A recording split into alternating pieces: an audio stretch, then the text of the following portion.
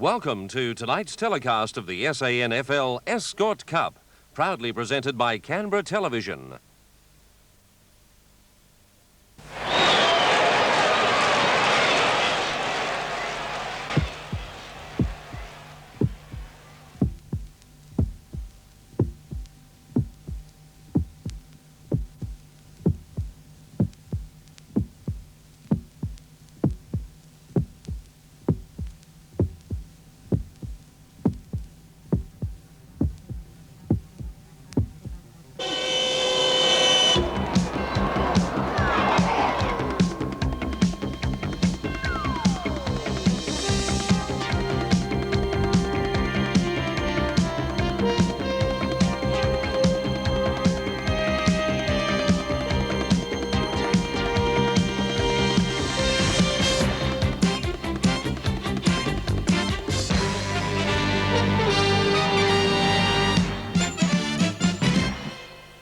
Good evening and welcome to Channel 10's coverage of the 1983 Escort Cup, coming to you from Thebarton Oval. And tonight it's the Battle of the Cats as the South Adelaide Panthers take on the Glenelg Tigers. South Adelaide riding high at the moment in third position on the league table, and of course defending champions Glenelg, after a disastrous start to the season, have started to play some good football and looking like the side that made the SANFL Grand Final last season, so it should be a top game. Well, let's get the feeling down in the dressing rooms now with Brenton Miles speaking to Glenelg coach Graham Campbell. Graham, in the last couple of years, Glenelg a very successful side in our night football competition. What about from your own point of view, with your experience as a coach of teams playing night football? Successful, unsuccessful? I've been successful as a coach, you mean? Well, in Melbourne, the VFL, I actually did coach Fitzroy in a VFL night premiership in 1978. I wore this coat also, I might add, so it's a lucky coat. And I've had a haircut to sort of fit in with the new image. And I would expect to have the same problems that every coach has. Slippery ball. Yes. Might lose it in the lights occasionally. And it's a different ball game, really, Brenton, to day football. But certainly you've had plenty of experience then as a coach in night football competitions, and we'll be applying that experience tonight. Well, also, Glenelg played in a, well, not pre-season so much, but the Escort Cup, not the Escort, this is the Escort Cup, the thing in Melbourne, the Sterling Cup. Yes. We played right. Geelong 8 weeks ago, and we had some smattering of experience from that to lean on tonight to help us possibly beat South Adelaide, who I believe also are very good under lights. Well, their reputation is first class in night football. Your refound confidence, are there any 2 or 3 players that you can look at and say that they've been basically responsible for that resurgence? Well, Tony McGuinness and Steve McKernan play well all the year, Brenton, so we can't say they are the 2 guys, but the people have found a lift in form and, if you like, confidence. So Peter Cherry, the captain, and Tony Hall's a kid that's come into the side, not playing tonight, unfortunately, but he's been a real lift over the last 4 weeks with his ruck roving and his expertise in the forward line. He's out tonight because he got concussed on Saturday. And I might add, we're taking this very serious. The fellas that are out are not being rested. They're all injured in some shape or form. Well, we're very pleased to hear that. We wish you well in tonight's competition and in the future. Thanks, good luck. Bye-bye. Well, South Adelaide too are a very experienced combination under lights. What's the feeling in the Panther dressing rooms? Brenton Miles now speaking with Panther coach Graham Corns. Graham, a number of key players missing from your side tonight through injuries meant some reorganisation for you. Can we have a comment or two on some of the players coming in to fill those vacancies? There's been a bit of a problem, Brent, because we couldn't really take a chance with some of those key players. We've got young Greg Salento coming in for his first game. His form in the reserves has been very good on the half-back flank.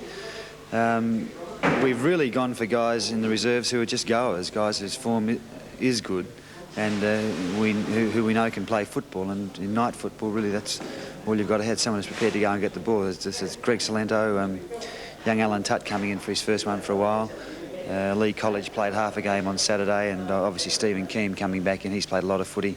All have had excellent form in the reserves, but have found it difficult to get into the league team, and this is their first opportunity. I'm sure they won't waste it. For them too, yes. Right. Graham, a lot's been said about your great defence, and there's no questioning that, but you win games by kicking goals, so you must be sitting in third position on the premiership table, very pleased with your attack as well. Yes, defence is always a good springboard for attack. We perhaps went overboard on a defence early in the season.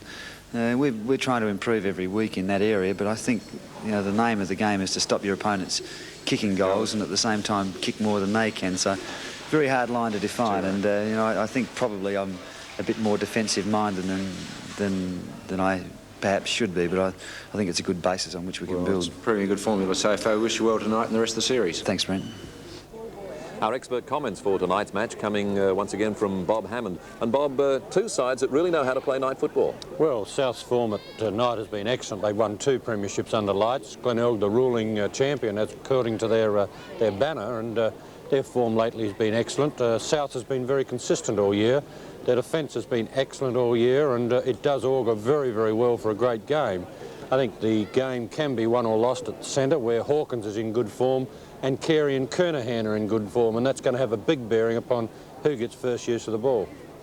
Well, we'll take a break now and be back with our commentators Ted Langridge and Brian Lees with the first quarter of this very exciting Escort Cup clash between South Adelaide and Glenelg.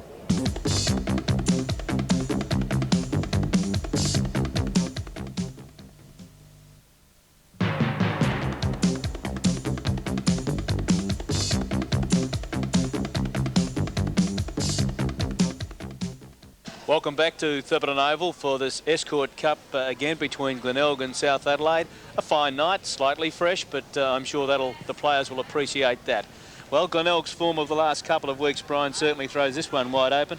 Yes, it does, Ted, actually. Since they played in round 8 when South Adelaide won by 13 goals, both sides have won 3 out of 4 games. So perhaps that's some indication of the game to come. And South's last 3 games have been on the trot, Ted. So it leaves it open for a very interesting game indeed, I feel. And we heard Bob Hammond mention the South have been consistent and Glenelg have got their act together the last 2 or 3 weeks. Let's have a look at the Glenelg side and see how they line up. Forward line, David Holtz back into the side, Kernahan and Motlop. Half forwards, Alanis, Herco and Twelftree. Centre line, Duthie, Marshall, Simons. Half back line, Maynard, Seabohm and McFarlane. The back line, Hewitt, Farquhar and Stringer. The ruck is Carey, McDermott and Salisbury. The interchange players, Frost and Andrew Hall, a young player in for his first game, and we wish him luck. Right, in South Adelaide, Ted, from the forward line, Tutt, Corns and Chapman. Half forward line, College, Brooksby and Schulz. Across the centre, Martin, Would and Keem. Half-backs, White, Honour and Greg Salento, a local player, Ted, playing his first game today, Greg Salento. Backs, Ivanov, Watchell and Palmer. The first ruck, Hawkins, Bennett and Butler. The interchange will be Glenn Hewitt and Dean Condo. The umpires for tonight, Rick Charlesworth and Jack Hilton. They're the field umpires. Boundaries, Alan Roberts and Peter Harvey. Goal umpires, Robert Ware, Gordon Lang. Reserve umpire is Dave Weston. And I would say that there's a little bit of atmosphere about this game with these two. I think they both fancy themselves as night teams, and well they might. They've got the record on the board, Brian, and I reckon could be a little bit of spice in this game. Yeah, well, as Bob said, South had 2 on the trot, didn't they? And Glenelg came in and arrested it from them last year. So they've both played a lot of night football. The personnel, of course, in this game wouldn't be similar to the last 2 or 3 years, Ted, but nevertheless, they've proved their form over the years, and it'll be more than interesting. We've been very lucky, haven't we, in these 5? This is the 5th game down here, and up until now, we've had no rain at all. So yeah. Well, we've had a little bit of fog to contend with, but it looked like coming in earlier, but it's cleared away, and we've really got first-class conditions. And I think Bob Hammond's mentioned in previous weeks that the overhead work in these night games has been as good as we've seen in past night series, and this has been fairly evident. And I think players, I guess the clubs, because they practice under lights so much more than they did in former years, get the chance to polish up on night skills.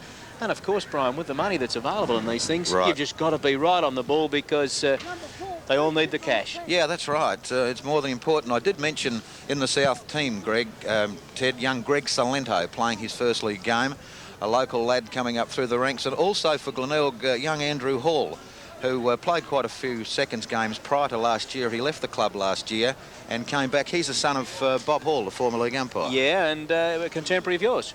Yes, that's right. You were umpiring at the same time? That's right, yeah. Yes, we were. Well, as a matter of fact, I was playing at the same time you were both cheating. We must be getting very old. But it'll be interesting to see the young fellas, and it's a good opportunity for clubs, isn't it, when they're down and both sides have got injuries. It's good to see some of these younger players coming up and getting their opportunities under league conditions. Yes, and it can't be doing any harm. People are certainly showing tremendous interest in it, and I think at times they like to see the younger players exposed under match conditions at senior level, Brian, and this has certainly done that, and no doubt Glenelg and South tonight will be out to prove that their depth of reserves is there, and as I said before, I expect a really hot competition. Right, so there's the siren. It's umpire Jack Hilton to take the bounce. It's Carey in there against Hawkins. Hawkins appeared to get the tap, but went towards Butler. He couldn't take it. Schulz is on the ground. The whistle is sounded, and it'll be a free kick to South Adelaide, and Schulz from almost the centre of the ground. South towards the northern end, force it out wide towards that outer side. Maynard from behind goes for the tap with College in front. College takes the mark, plays on. A high kick into the full forward area looking for Corns. Farquhar's got the body on Corns, but there's a good mark over the back to Glenelg, and it's taken by Wayne Stringer. Stringer favours handball to get it to John McFarlane. McFarlane controls it on the bounce, relieves the pressure, coming up towards the half-back line. Martin is there, gets a hand of the ball, can't control it. The ball coming out very quickly in the way, in the direction of Brooksby. He couldn't control it. An opportunity now for little Rick Chapman. He can. A good kick into the full forward area. The Glenelg defence setting themselves. The whistle sounded, and it'll be a mark on that last line of defence to Glenelg. Or a free kick, one of the two. So Glenelg using handball, getting it out towards the grandstand side. In comes Butler. Simons can't take it. Onto the ground it goes. Would is there. So too is Duthie. Duthie goes to the ground with the ball. The pressure put on him, but he's grabbed too high. And it'll be a free kick to Chris Duthie, grandstand half-back flag. Quick play on. Sees the ball from Simons go up over centre wing towards the half-forward line. Motlop's fist away. South equal to the task, however, and get it back up over the centre line. And once again, dropping in for Glenelg is Tony Simons. He's just behind the centre line. He'll switch play now over towards the open spaces out there. The ball hits the deck and bounces well for Chris Herco. The hand pass off is good to Peter Maynard. Into the forward area it goes, and mark taken there by Kernahan. He certainly had full grip on that, Bob. Well, he did. He controlled it basically down to the ground, and I agree with the mark. It was one of those that judgment had to take place from the umpire's point of view, but I thought that he controlled it certainly long enough, and now he has an opportunity. He'd be 45, 50 metres out. The line-up is on, and he just fails at the distance. Hit the ground, finally forced over the line. The first score of the match in the opening minute, Glenelg 1 point, South yet to score. Yeah, it's pretty obvious, Ted, that I would say that both sides have been told to move the ball very quickly. Glenelg in particular trying to make every attempt to move the ball on with handball whenever it's possible.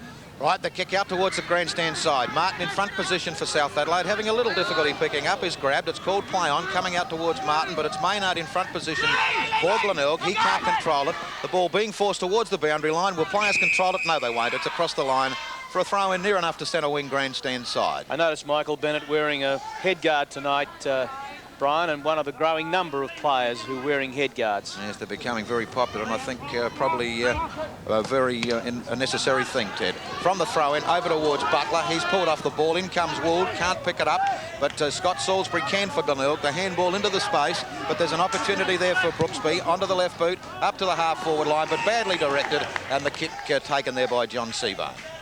Seaburn now, over to Maynard. Maynard running out of defence. Elects the grandstand side up towards the half-forward line. Off hands it goes to Ivanov. Ivanov controls it. Appeared to get one on the back to me. Yes, the umpire agrees. So it'll be Ivanov for South Adelaide. I thought he might have taken a dive. No, I think he propped Teddy. He wasn't sure which way he's going, and the Bay player run straight or run over the top of him, basically. Centre wing in front. Martin, the good chest mark in front of Carey. Lots of speed, Martin, on that occasion. Good judgment, sound mark. Towards half-forward flank, and a mark taken there for South Adelaide by Alan Tuck. Gets it moving up forward. Chapman. And South moving forward with precision now. Straight to the goal square area. Who's there? Nobody there to take the mark. Corns is there, back towards that player. Quickly tackled by McFarlane. And moved out of defence by the Bay defence. Looks good as they get up towards half-back. Juggling mark, taken on that half-forward line. Maynard. Over the centre it goes. Knocked away from Herco. Marshall just held on a smidgen too long. And a free kick for foul after disposal. Yes, he was slung to the ground after he'd rid himself of the ball, and the offender on that occasion was Michael Bennett. Well, it's a very experienced David Hulse with the kick up towards Kernahan. He can't get it. Butler is in there for South Adelaide. It comes out into the wide open spaces. An opportunity there for Watchell, their full-back, that I haven't seen before. South get it down to the wing on that outer side. An opportunity to go into attack. A high kick into the full forward area looking for Corns. Farquhar there also. Farquhar gets the punch away out towards that outer side. In comes Maynard. Can't control it. Neither can Schulz.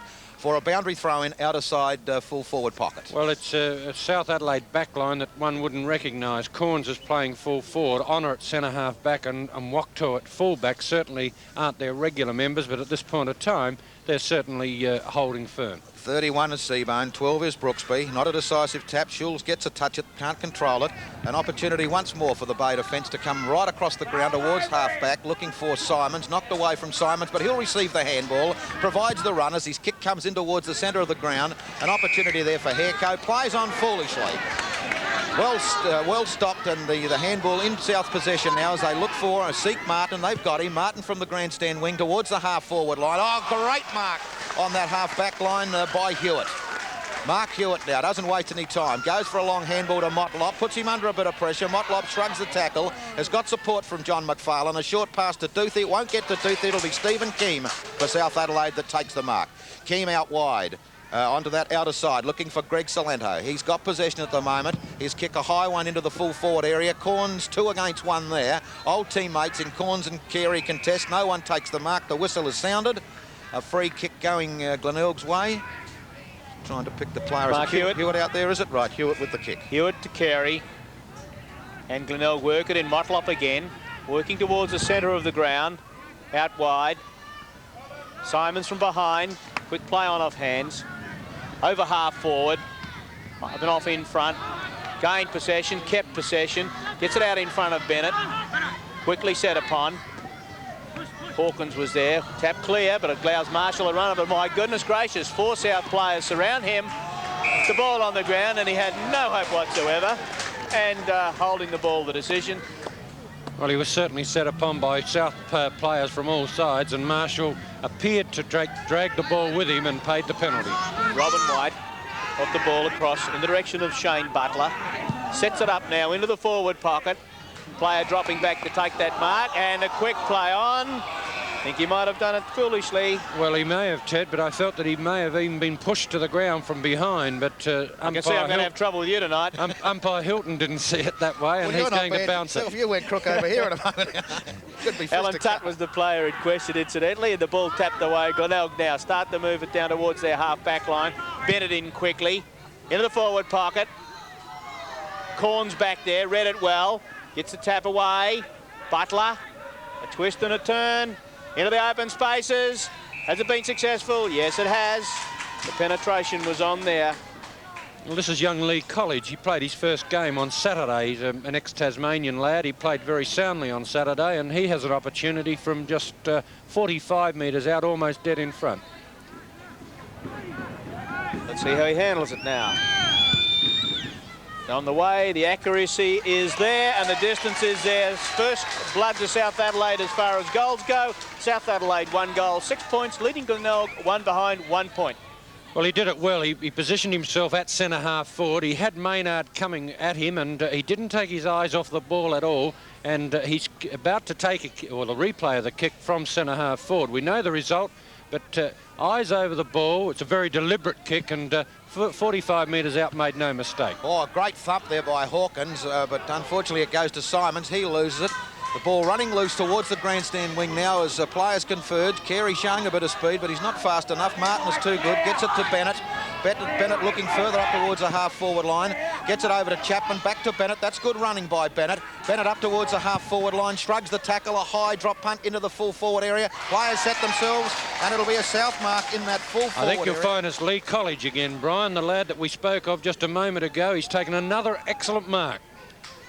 Let's have a look. Michael Bennett, the good running player from centre, positions the ball to the head of the square. College and Maynard in a bumping duel, but College in the final analysis, both hands on the ball, and was dragged to the ground. By gee, that replay showed Bob that he used his balance and strength well.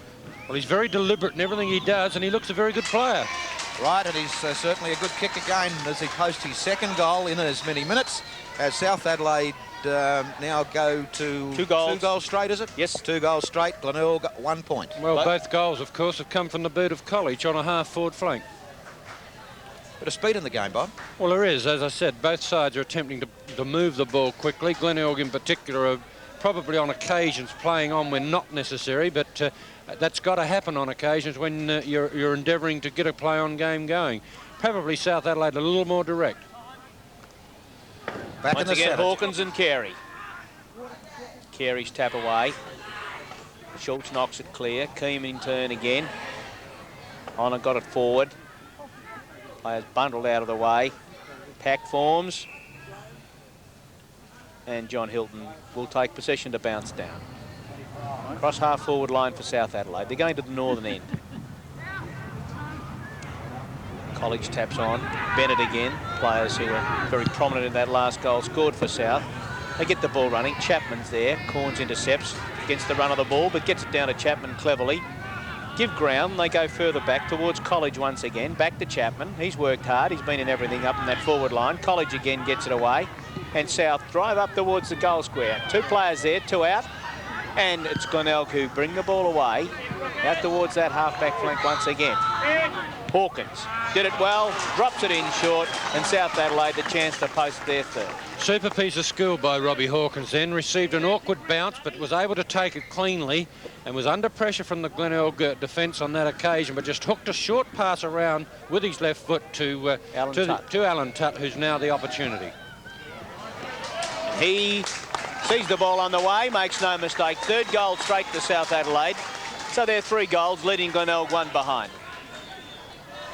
Let's have a look at Hawkins if we can. Yeah, the ball will come across from the Glenelg defence. Glenelg will take it in the fullback area. There'll be a hurried kick out. Comes as an awkward sort of an angle for Hawkins, but just have a look. Very clean in his take. Pushes the ball, sees Tutt around the corner and pushes the ball with his left foot to him. And great piece of work by Robbie Hawkins.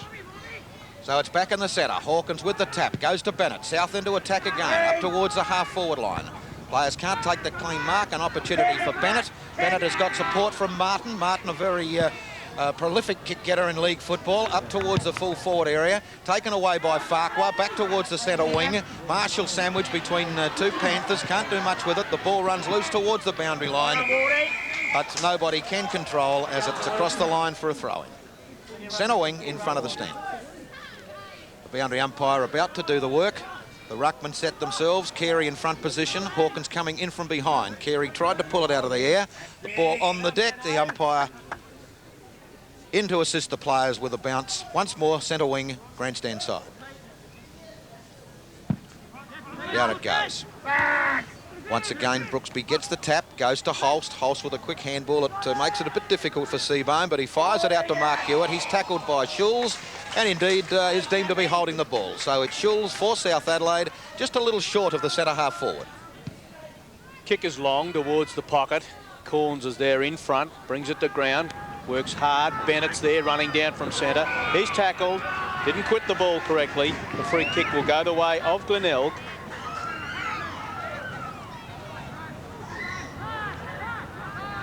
David Marshall goes out wide. He has a lead out there from McFarlane. He goes from pocket to pocket, but Glenelg working hard to find the open spaces. They've got a bit of work. They trail by the best part of 3 goals. They work it forward now towards Carey and Hawkins. Carey into the back of Hawkins, but just nullifies him. Motlop to Simons. Drop back. Standing firm. Knocking clear South Adelaide. Again to Martin. He gives ground to Stuart Palmer. All 4 Glenelg players, but gets it clear. Well done, Stuart Palmer, to Martin. Towards the half-forward flank. Glenelg, defence desperate, and seen over the line there from the boot of Johnny Seabohm. Very quick handball by Palmer there, I thought, Bum. Well, he had to get between about 3 Glenelg players on that occasion. He did it very, very well. Carey's tap down to Seabohm is good. Holst in front of McFarlane. Again gets the ball working for Glenelg. Sent out wide there for Glenelg to Doothey. Finally, it finishes up for them with McDermott. He goes in short. They move it around quickly. Back to McDermott. The handball is good. To Kernahan. He lines up. Has made no mistake. And Bob Hammond will be forced to the replay on that one. By gee, that ball moved quickly, Bob, for Glenelg's first goal. Glenelg had excellent running support right from their half-back line. They always had 2 and 3 players. We'll go back to centre half-back where we see McFarlane. The handball over to the wing. Well supported by Mark Hewitt. The long handball down ground has found, McDermott was it? And of course, then we see a further support and run from McDermott with the ball eventually lobbing over to Kernahan, who made no mistake for Glenelg's first goal. 1-1 Glenelg, trailing South, 3 goals. Well, back in the action once more. It's Holst coming through. Got the support from Seabohm. Seabohm's kick up towards the half-forward line, but an opportunity for South to take it away there. Off the boot of Robin White, out towards the half-forward line. Good run being provided now as South retain possession. It goes to Bennett. Bennett in that right forward pocket lines him up. That looks good from here. The goal umpire agrees, and a good goal to post the 4th to South Adelaide, leading Glenelg 1-1. Well, that's what running support will do. Bennett came from centre to give that support to Chapman, and he steadies, well shepherded by Would on that occasion, steadies from the half-forward flank, and no mistake. Taking South Adelaide's score to 4 straight goals, leading Glenelg 1-1. South Adelaide bench there looking very concerned, but 4 goals to 1-1. Right, so it's Stephen Kernahan into ruck now. Not a decisive bounce, a little bit of untidy football. The umpire lends a hand and will bounce almost again in that centre circle, with South leading 4 goals to Glenelg 1-1. This time the tap down to Bennett. Bennett had quite a few kicks in this quarter and playing well up towards the half-forward line. Knocked away into the wing position, gathered well there by Simons, up to the half-forward line, only to find Ivanov for South Adelaide. Good player, this lad. Doesn't make too many mistakes, and on that occasion does it well to get it back to the grandstand wing. Martin is there, and Martin will take it for the Panthers. Martin looking for movement across the half-forward line. Not much there at the moment. Heads it towards centre half-forward, looking for the tall timber, but it'll be a good mark there to Glenelg and Alan Stringer. Wayne Stringer. Wayne Stringer, I'm sorry. Wayne Stringer's kick up towards the half-forward line. Once more, the big fellows set themselves. Herco can't take it. Motlop can. Simons appeared to get a slight push. It goes to Martin. Martin gets a hurried kick. Tutt will take it. And Tutt with a bit of support there, but he's dragged to the ground, though 15 metres, still being dragged to the ground. Now it comes a little bit too late when he had a bit of support with a very quick handball over to Bennett.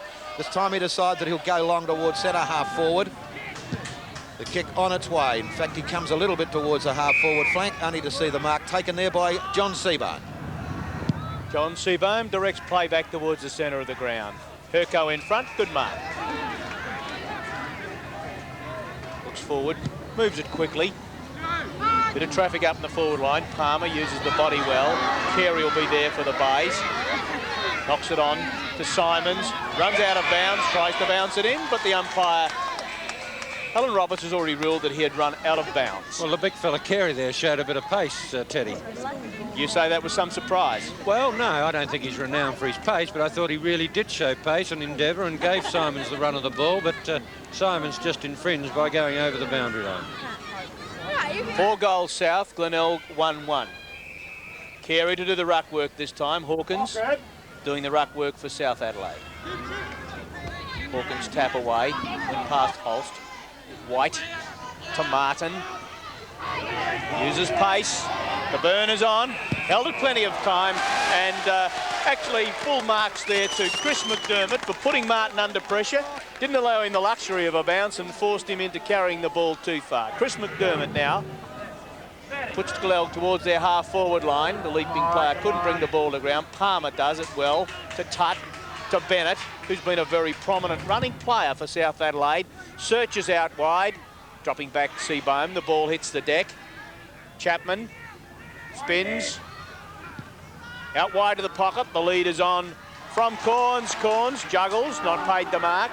Under pressure from Farquhar. In towards the forward area it goes, and a safe chest mark taken in defence there for Glenelg by Mark Hewitt. Played soundly back there. Yes, he's had a bit of work to do, Bob, as well. Duthie now changing the direction of play back towards the centre of the ground. They tap it on. Tutt again. He's been busy. Again, it's Bennett to Martin. That centre line of South Adelaide certainly creating some problems for Glenelg. He goes in towards the forward line. The whistle has sounded. Free kick has been paid. South Glenelg play on quickly. Motlop around the outer wing, and it's Kernahan to take the kick. He's on the half-back flank as he takes this kick. Glenelg now up towards the centre wing. Phil Would in a bit of trouble down there by. Yes, I think he's got a shoulder, and Glenn Hewitt's replaced Would. He appeared to suffer some sort of a shoulder injury. So it's Glenelg into attack on that half-forward line. Off the boot of Duthie, up to Holst. Holst around onto the left boot, has got time to steady. What's it like? The goal umpire looks in good position to adjudge the goal. Indeed he is, and Glenelg with their second goal on the board. 2-1 Glenelg, trailing South Adelaide 4 goals. Well, David Holst appeared to have plenty of time, but he grabbed that ball and quickly pushed it onto his left foot, but he certainly knew what he was doing. even if we weren't sure, he kicked a goal and made no mistake. That's what, Philip Ward, is it, in the dugout there with an injury. It does appear to be a shoulder, and as we said, he's been replaced by Glenelg. Right, so not far to go to the end of this first quarter as umpire Charlesworth takes the bounce. Up goes Kernahan, gets the thump towards centre half forward, but he relieved there by Salento from South Adelaide, out into the wide open spaces. Tutt is there, shrugs the tackle, with time getting close. An important passage here for South Adelaide as the handball comes from Bennett back to Tutt. Tutt lines them up, 35 metres out, the kick on its way. It appears to have gone across the face of goal. Indeed it has, and that's the first minor score on the board to the Panthers, 4-1, leading Glenelg 2-1. Yes, again, South Adelaide with a running supporting player on that occasion, Tutt, but wasn't quite up to the occasion. A point only the result. Well, there it is, siren time, and Glenelg 2 goals, 1-13, a trailing South Adelaide 4 goals, 1-25. Well, after this break, we'll join Bob Hammond and Brenton Miles for their summary of the first quarter.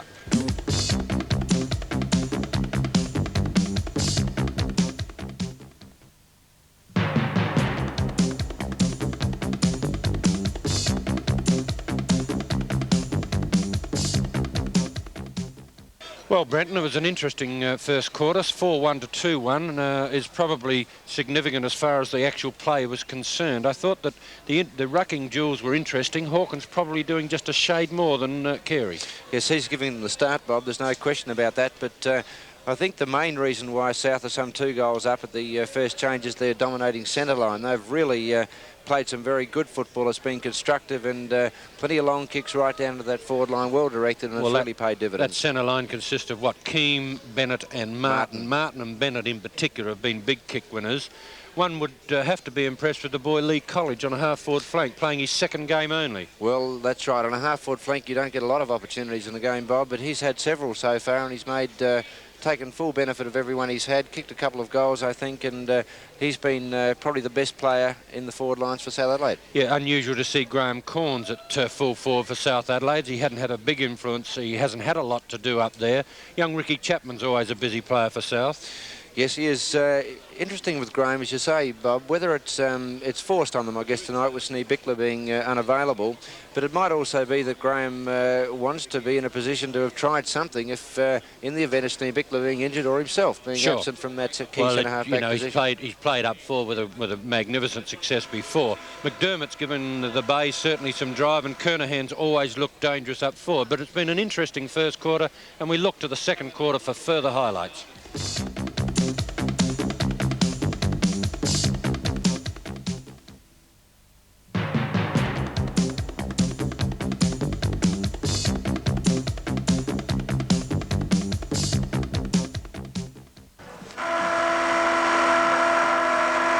South Adelaide lead by 2 goals. South 4-1 leading Glenelg 2-1. Start of second quarter of play. There's the tap. It goes to Hawkins on this occasion, but it's grabbed by Marshall. A hurried kick up towards centre half forward. Should have been taken there by Herco, but it wasn't. He makes amends for his mistake. Takes too long to get rid of it.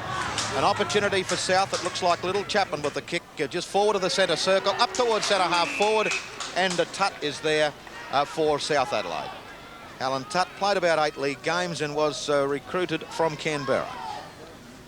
Lines them up, probably 45 metres out, directly in front. We'll see what his kicking ability is like. He's no slouch at getting the ball. The kick on its way. I wait for the goal umpire. It looks close from here. The goal umpire signals OK, and that's the second goal to Alan Tutt and the 5th to South Adelaide. Excellent kicking, Bob, as South go to 5-1 to Glenelg at 2-1. Well, it is excellent kicking, but it also goes to show what a mistake, how a mistake can be so costly. Herco gathered the ball around about the centre-half forward area for Glenelg, but took just a shade too long to get rid of it, and the South defenders quickly seized upon him, and with a series of very quick kicks, it was relayed to Tutt, and he made no mistake.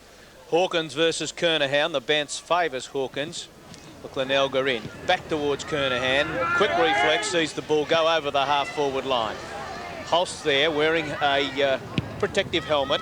Hooks it back in towards Carey, but jumping in to take the good mark for Glenelg. It's Michael Lunnis, is it? He's wearing a helmet too. My goodness. It is Michael Lunnis. Can't quite see his hair flopping around with the helmet on, and I certainly either a helmet or a headband. I don't think it's one of the famous headbands. It's on its way. He makes no mistake. And a quick reply by Glenelg. And once again, just 2 goals the difference. 3-1 Glenelg, 5-1 South. Let's have a look. The ball was loose, and as you said, that Holtz was the player that was able to get the left foot to the ball, pulled it back to a central position or a position in front of goals, and Lannis was the player there that took the mark. Pretty versatile player, David Holtz. Defence, running on the ball, Well, up forward. He's done some good things. He's been a very, very good player for Glenelg for a number of years, and he's had a late start through to injury this year, but he's one player I'm sure they missed early in the year. The tap down to Chapman, over to Bennett. It's South Adelaide into attack, up towards full forward. Corns has got front position and takes it at bootlace level. Well delivered, well positioned, and a good mark by the captain coach. Well, that was quickness out of the centre, a well-delivered kick. Well, it was a running handball, and then the well-delivered kick has given the South captain coach this opportunity. 20 metres dead in front of goal. And Graham Corns yet to kick a goal, I think, from memory. No goals so far. Right, so Corns lines them up. Got his first now by the look of it. The goal umpire agrees. And another quick answering goal to South Adelaide. Did it well out of the centre, as Bob told you. 6-1 South. Glenelg got 3-1, 3 goals the difference. Well, Chapman was the player that set Bennett up. Beautiful handball over to Bennett. Bennett was looking for the handball, but chose wisely to kick long and direct towards goal. And Corns on the lead received a bit of attention from Farquhar. In fact, after he mentioned it. He did get a 15-metre penalty, actually. For which he received a 15-metre penalty. Centre bounce again. And Kernahan and Hawkins for their respective sides. Nullified tap. Chapman again. Bennett again. By G's doing some damage out of that centre. Out towards the right half forward flank. But Glenelg, this time equal to the task. The ball back from Hewitt. Back to Hewitt again from the fist away. He backed up well to get into the open spot. Knocked forward. Again, Glenelg tried, get the ball moving. Herco taps it down again. This time finds Simons into the open spaces. The runner's on, and Motlop's there. He takes the mark. Clever ball handling there by the rover from Glenelg. Goes for a more central position this time. Ball to the ground. Carey it is, forces it clear. Glenelg desperate in attack at the moment. They know they need to score. They trail by 3. Shoveled out and then fisted away again by the South Adelaide defence. Once again, it's Motlop. Oh, bit of hands, knees and boops to Daisy, but Kernahan, cool in the crisis, directs the ball out wide to the flank. Simons has come down from the wing, and he accepts that gleefully in that forward pocket. Now, this fellow, certainly not beyond his distance, 45 to 50 metres, can give the ball a real hoof when he gets onto it. What does he do on this occasion? Does he quite have the distance? He just gets the distance through for full points, and both these sides peppering the goals now very accurately.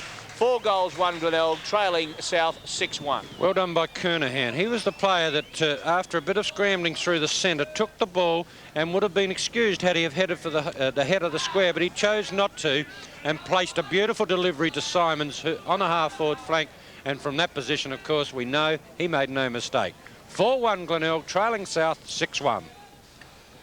Back in the centre. The umpire to commence the action. Big fellows set themselves. Kernahan gets the tap down to front position. An opportunity now for Salisbury. His kick is grabbed. A quick handball coming there from Keane. It comes back to Keane, gives it to Schulz. Schulz around towards centre half forward. Will it bounce for Graham Corns? Traps it very intelligently. A quick handball over to College. College trying to get around Farquhar. A long handball to Chapman. Will Chapman line them up? He will. Goes long, but it's off the side of the boot.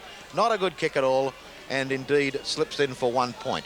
Well, it's certainly been a helter-skelter opening, Bob. 4 goals in just about as many minutes to open the second quarter. Well, scoring's been very good. We have 10 goals and we've had, what, a quarter in about 7 minutes, and both sides are moving the ball from end to end very, very well. The running support has been a feature of the game, and when it executed well, it just goes from one end to the other without the opposition being able to touch it. Michael Farquhar elects the outer side. Obviously looking for Kernahan. Gets up from behind the pack but can't take it. An opportunity here for Salisbury. Taken away well by Schulz. Delivered towards Corns, but Mark Hewitt in front. Reads the fall well and relieves the pressure for Glenelg. He is working like a drover's dog in that back pocket as he goes out wide and finds the lead of Marshall. On the half-back flank as he takes the kick. Goes towards centre wing. Brooksby from behind, the big fist away, however, just sees it go over the line. Right half forward flank for the Tigers. Could have marked that, Bob, I thought. For South Adelaide. He could have, Brian. I'm sure he wasn't aware that where the opposition was. Brooksby used the body well. Didn't quite handle it well from there on. This allows Kernahan. Oh, gee, he used pace, he used everything to get there. Mutlop gets attention from behind. He'll get a free kick on the left half forward flank. This time on the half forward flank for Glenelg. The leads are on, high towards Carey. Off the hands of the pack. Well done by Hawkins, although Glenelg back up now. Brought away by White. Down towards that centre wing area, however. Chipping in for Glenelg was Chris Duthie. Goes out wide, forward of the centre, and Glenelg get the chance to go forward now through Chris McDermott. That was a good mark, Teddy, under a lot of pressure. Certainly was. Good safe hands, and we see Marshall penetrating further into that forward pocket. South Adelaide first there. Tutt again.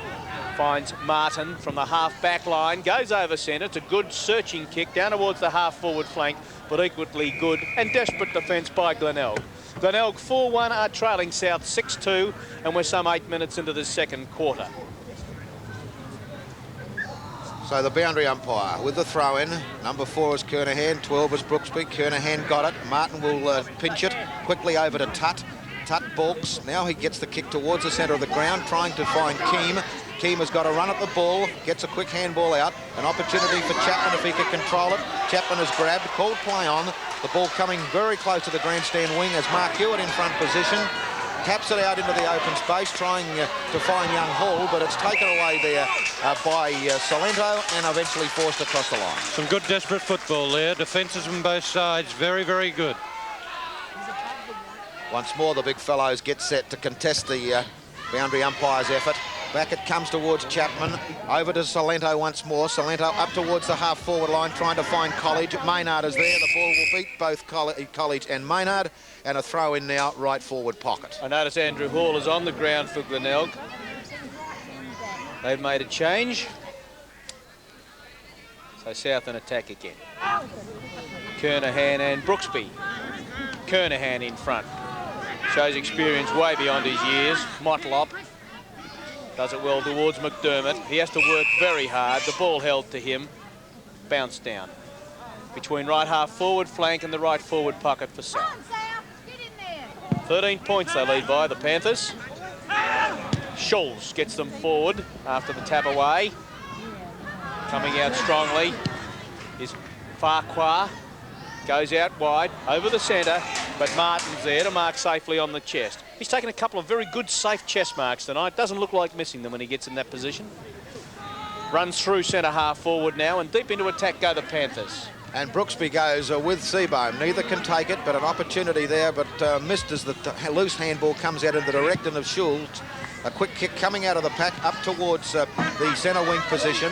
Can't be taken there by Salento. Onto the ground it goes. Players having a little bit of trouble, but it eventually comes out. Young Hall comes in, bumped out of the way. Keane with the opportunity. High into the full forward area. Can Corns get there? Will the ball bounce straight? It does, I feel. The goal umpire agrees, and through it goes for another goal to South Adelaide. They post their seventh it is. 7-2 to 4-1. Well, that was a good kick by Stephen Keane. There was a scrambly piece of play on the half-forward flank. He's about 50 metres out when he eventually gathers the ball in, and he's made no mistake from that half-forward flank. It was an excellent piece of work from him, coming down, drifting down from his wings through the half-forward flank. Carey back on the ball for Glenelg, and he'll be matched by Hawkins. Carey's tap away, quick snare by Schulz, however, gets South Adelaide moving up forward again, towards their left half forward flank. Butler runs the ball on, the hand pass back to Martin, positioning the ball towards the pocket. McFarlane was there, Bennett is there for South, spins out of trouble, towards Corns, at the back of the pack, Hewitt again. Hewitt. Short kick is good. David Holst from centre half back position. Penetrating kick towards centre half forward. Carey read it well, but didn't get the hands up in time. Herco bustled off the ball, but it stays in attack. Salento's hand pass is good. Taken away there by Hawkins. Into the forward line, Motlop reads it well, and the pace is fast and furious. 7-2 South, 4-1 Glenelg. Motlop towards the centre of the ground, looking for Carey. Carey, too much height, too much bulk. He takes it to the run of Holst. Holst, a quick kick towards the half-forward line. McDermott at the second attempt will be... McDermott, 10 metres, the goalward side of the centre circle. Looking up towards that full forward division.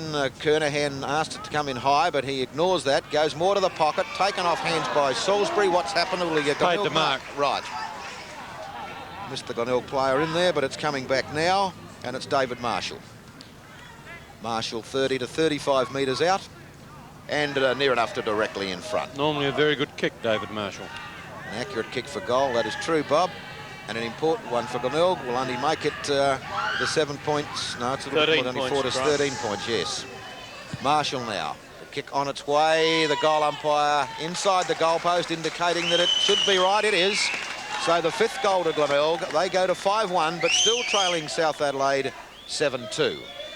Yes, that was a good mark, or judged to be a good mark. One could perhaps debate as to whether he controlled the ball long enough, but the umpire was the man on the spot, and he had judged that to be the case, and he made no mistake, of course, from just 40 or 35 to 40 metres out. Once again, Hawkins for South, Carey for Glenelg. Carey's tapped down, but it runs South's way. Brooksby ducks, but gets out of trouble.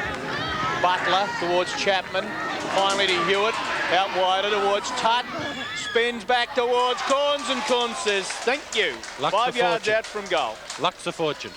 I thought that Tutt mishandled the ball and finally put himself under pressure, and with a miss kick, hit his captain coach right on the chest.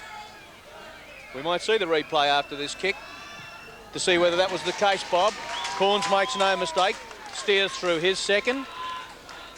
Let's have a look at it. It's a good piece of work, again, running work by South Adelaide. It's Hewitt that gets the long handball over, and he misses it on the first take.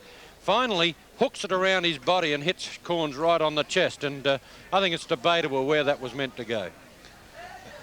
Well, 8 goals to South Adelaide. They lead now by 19 points. 5 goals, 1 Glenelg, and let's see if Glenelg can get back with that answer. So the bounce down now. Not a decisive tap. Comes off bodies over to Keane. Keane to Martin. Gee, he's been a prolific kick getter, as Michael Bennett, I should say. Up towards the half-forward line. Tutt in front position. Knocked away by Hewitt. The umpire to throw in half-forward line. Well, there's been 7 goals scored in this 14 minutes that we've played, Brian. If it had been a normal game with added time, of course, we could be looking at a fairly long quarter. But, of course, we play only 21 minutes with no time for the first 2 quarters. Right, from the throw-in. An opportunity for Brooksby. Tries to tap it off the ground. It's got bodies around him. Can't do much constructively, but that's fairly constructive by little Chapman. Up towards the half-forward line. Knocked away by David Holst. And a throw-in now, a little in advance of the grandstand half-forward line of South. Well, that was the comparison on that occasion. I think Big Brooksby had about 5 or 6 attempts to pick the ball up. Ricky Chapman, with 1 attempt, scooped it up and pushed it forward for South. So the big fellows set themselves. The second tap coming into that left forward, the right forward pocket to Hewitt. A quick kick towards Hall. He's pulled off the ball. The ball coming off bodies there to little Chapman. Got Butler, I should say. The handball goes to Butler. Butler's kick, a wobbly one. Well trapped by David Holst. The handball is good to Simons. Simons looking for Kernahan. No, it's too wide for Kernahan. Not Ivanoff. It's Palmer in front position. And he relieves the pressure for South Adelaide. Butler provides the run and gets the kick. Out wide towards the outer side. Can't find Martin. Simons too good. A good turn by Simons. Quickly into the centre of the ground to Kernahan. Kernahan in front position, and we'll get the free kick. Just behind centre is Stephen Kernahan. Goes towards centre half forward for South. Carey had dropped into that position and takes the mark. One hand is held. He can't play on.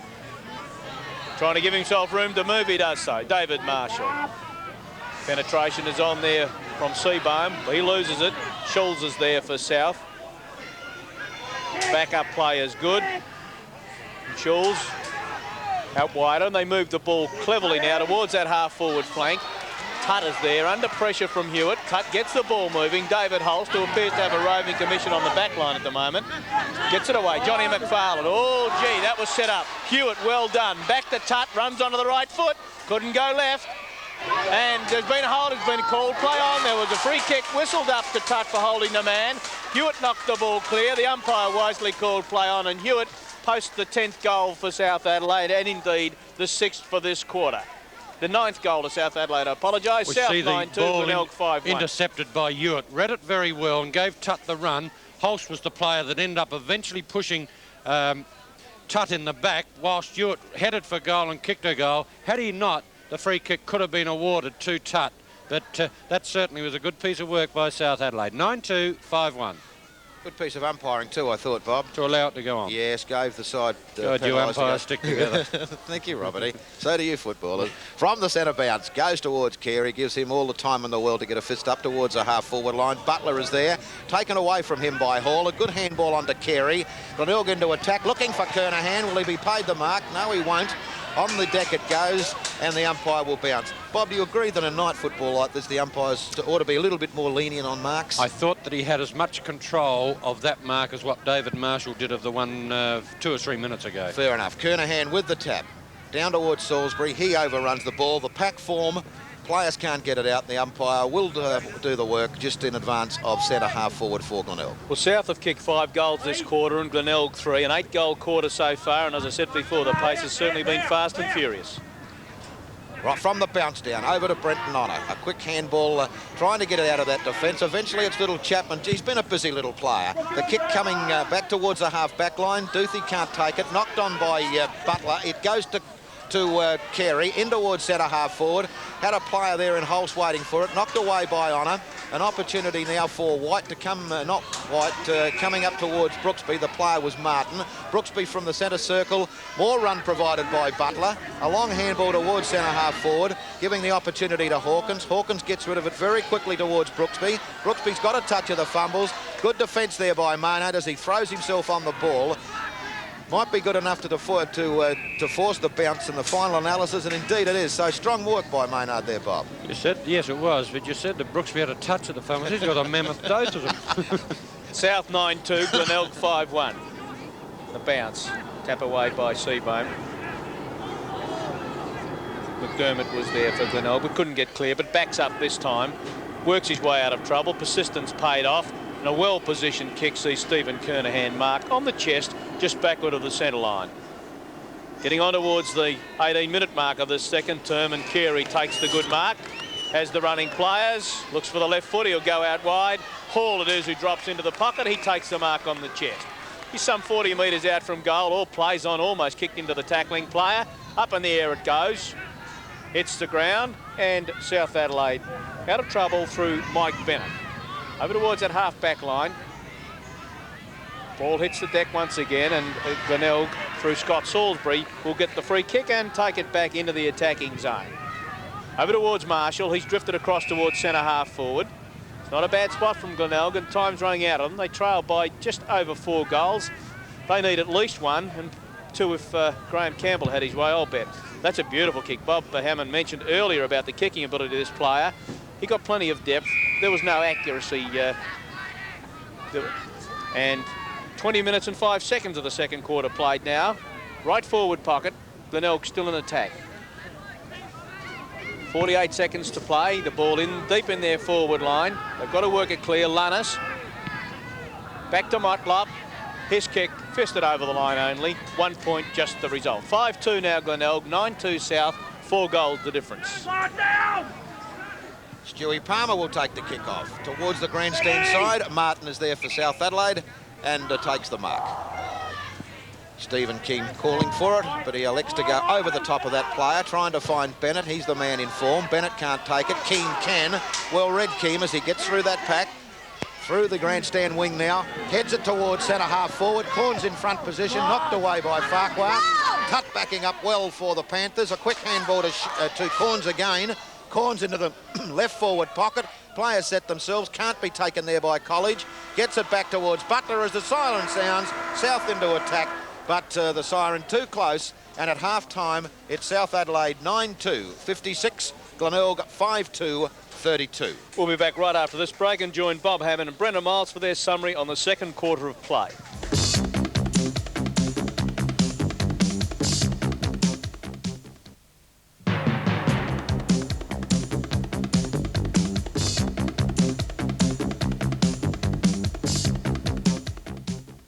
Brenton, it's been an excellent game of night football with the champions of the last 2 years opposed. Well, it's been a very high standard, Bob. Many features too. I think one being the handball. Not only the amount of handball we've seen tonight, but the quality of the execution's been excellent. Well, it has been very, very good. Both sides have provided running players as support. And we'll just have a look here on replay. On this occasion, it was Glenelg. They've taken the ball from half back. With running handball and supporting players, they eventually kick a goal through Kernahan. But on that occasion, it's Hewitt up to... who was it? Chris McDermott, I'm sorry, who backed it up and ended up finally pushing this ball over to Stephen Kernahan, who made no mistake. But that's the sort of play that we're seeing on several occasions, and it's been very good to watch. Their execution has been good. Yeah, particularly the South Adelaide side, Bob. They're a very disciplined side, aren't they? If a mistake's made, there's 2 or 3 players within 2 or 3 metres. They're ready to back each other up, and they're probably making less errors in that keenness to get the ball moving than the Bays. Well, they're bringing the ball out of their back lines very well. I mentioned that they haven't got their normal back line set up. They've got Brenton Honour, I think it is, at centre half back, and Wachter at full back, but it's made no difference to the pattern in which they bring the ball out of their back lines. No, and that Graham Corns mentioned earlier, talking to me, Bob, in the change rooms, that they see their defence as the springboard for their attack, and that's very patently obvious tonight. They're a disciplined combination across the half-back line, across the centre line. They fall back when the ball's in their forward lines, and it's a very, very good combination. Well, of course, Michael Bennett in the centre's generated a lot of drive for them. He's been the catalyst as far as the movement's concerned. I think that to this stage it would be fair to say he's certainly been South's best player. In fact, probably best on ground to this point of time. I'd agree entirely, Bob. That centre duels, and we've had many of them with so many goals scored, 14 goals scored in the game so far, and it's been South Adelaide in the main that have taken the ball out of that area, although Kernahan's been a good player for the Bays. Well, Kernahan's jumping well, but I think that the South Rovers have done more. Tutt, Chapman have both done more, I think, than the Glenelg counterparts. Who's your best player for the Bay so far, Bob? Well, it'll be difficult. I guess Mark Hewitt. I believe Mark Hewitt's probably done as much as anyone for them. Kernahan and Carey on the ball and up forward have provided something for the Bays as well. How to see the duel with Corns and Farquhar? I thought Farquhar's played some very good defensive football back there, but Corns is... well, he kicked a couple of goals in that quarter, and if you get 2 a quarter, you end up with 8 for the game, and it's not a bad effort. I do feel that one of those, of course, was a missed kick from the foot of Tutt, but he's at least giving them something to kick to up there, and they're looking pretty dangerous. But 14 goals in a half of football certainly speaks for itself. It's been an excellent first half, and if the quality of play in this second half is good, we're in for a great game. I'd agree, Bob.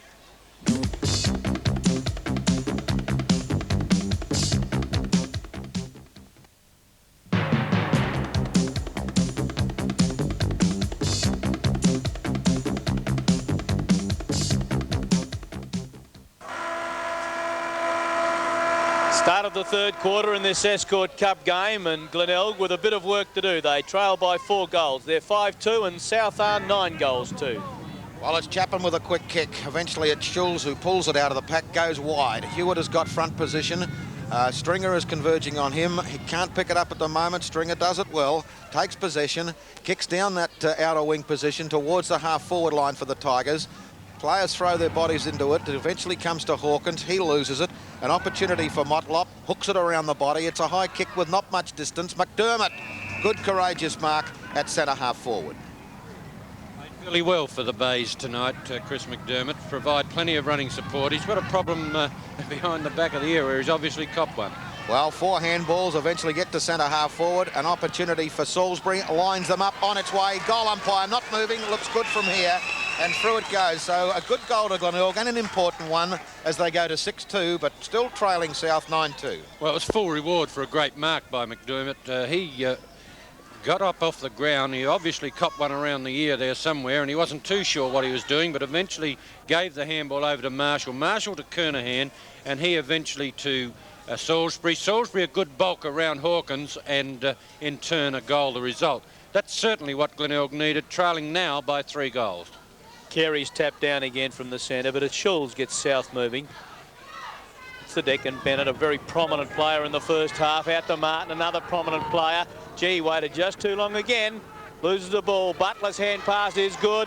Across to the penetration there of College. He puts through his 3rd goal for the match, and a good effort by this fellow from a half-forward flank. Bob Hammond. Well, sparked by the best man on the ground in the first quarter. It was Bennett that gave the handball to Martin. Martin, with no left foot, had to just grub one with his right, but Butler was the player that grabbed it up. Swift handball to College, and College made no mistake, 30 metres out. 3 goals to College off a half-forward flank. A good effort. 10-2 South, Glenelg 6-2. Bob, would you agree that most of the night South have taken away for the centre circle, whether they've got the tap or not? They seem to have... Well, Chapman and Bennett have been the players on the ground that have worked very, very well off the ground. Right, it's into a pack at the moment. The ball worked loose towards that outer side. A very quick handball eventually coming back, giving the opportunity for Glenelg to get it up to the half-forward line, only to find Palmer. Palmer back over the centre of the ground towards half-forward. Martin grabs it. Short kick into the opponent's body, but picked up and driven forward by Glenn Hewitt, or Corns up high, knocked away by Farquhar. The pace is on now with Bennett there. Bennett slides to the ground, still got possession of the ball, but he's lost it now as Duthie comes in. Onto the deck it goes. Hewitt there, so too is Butler. An opportunity for Glenelg as Stringer gets it, but he goes to the ground and indeed would get the free kick. In the back to Wayne Stringer on that outer side half-back flank. 10 goals to South, 6-2 Glenelg. Stringer towards the centre of the ground. In front Martin, hooked away from him. Stewie Palmer, back to Martin. A duck and a weave and a slight kick away. Shane Butler. South Adelaide at centre half forward now and in possession. Just seems that every time Glenelg threatens, South have the answer, Ted. Yes, they do come back very quickly. It was the same pattern in the second term too, Robert. On the deck, Keane working hard for South. The loose ball, Butler again. Dives in under the pack, holding the ball. Yeah, fair decision too. He dived only, he was in possession, dived and made no attempt. The hand pass comes wide. And Glenelg from John Seabohm towards centre wing, grandstand side. Marshall hits the ground. Simons, well tackled. Ball on the deck. Keane worked very hard there. Robin White, rather, worked very hard. Yeah, you can't dive on their backs when they're on the ground, and on that occasion, that's exactly what the Glenelg player did, and Robin White reaps the benefit. I like the way he tackled Simons when he was in flight then, full flight, Bob. Also, Robin White's one of the most courageous and toughest players in the league. He certainly is. John Seabohm from half-back flank to take it for Glenelg. 15-metre penalty. That's against Lee College, and Seabohm deep into attack go the Tigers now. Pack of players stacking up, and nothing definite coming out of that. John Hilton will bounce. Need a goal, the Bays, trailing by 4 goals, 5 minutes into the third quarter. Bounce. Hawkins tap away. Stewie Palmer. Martin. Tutt. Goes for the long hand pass. Hawkins made some ground. Back to Tutt. The 1-2 play. Quickly and well tackled there. Ball brought away. College once again out wide. No mark taken. Duthie's there. Slings the South player aside. College again backed up. Knocked forward there by Salento.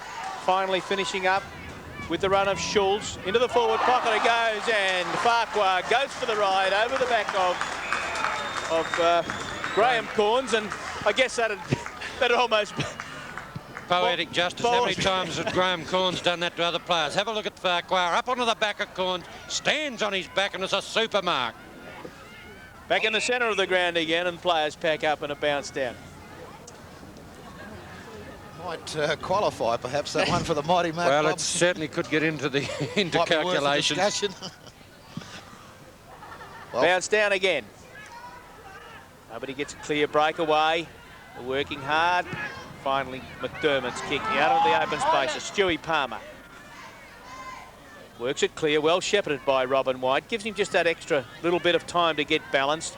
Chapman tackled out of the way. Tutt's in there for South. Two busy small players for South. Stephen Keane. The direction of the ball towards centre half forward. Farquhar again. Cleverly taps it up. John McFarlane.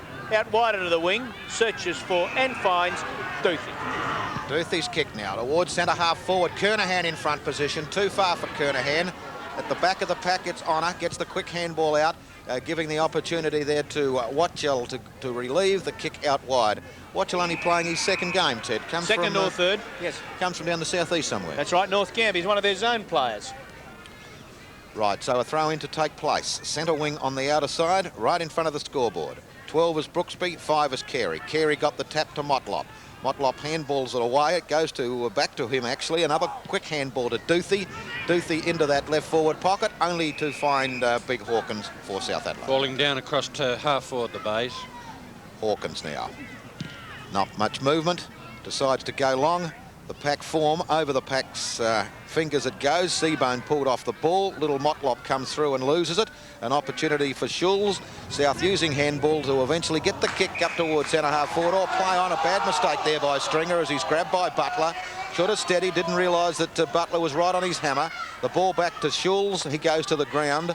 Players going down like 9 pins at the moment. 4 or 5 players around the ball as a quick handball comes out from Hewitt. Over to McFarlane. McFarlane to the wing on that outer side towards Simons or Duthie, was it? Duthie. Right, Duthie. Well, the decision's right, but he's interpreted wrong because it's disadvantaged South Adelaide because they were off with the ball. Certainly the free kick was there, but to my way of thinking, shouldn't have been pulled up. Okay, fair enough, Robert. You're not saying whether you agree or not.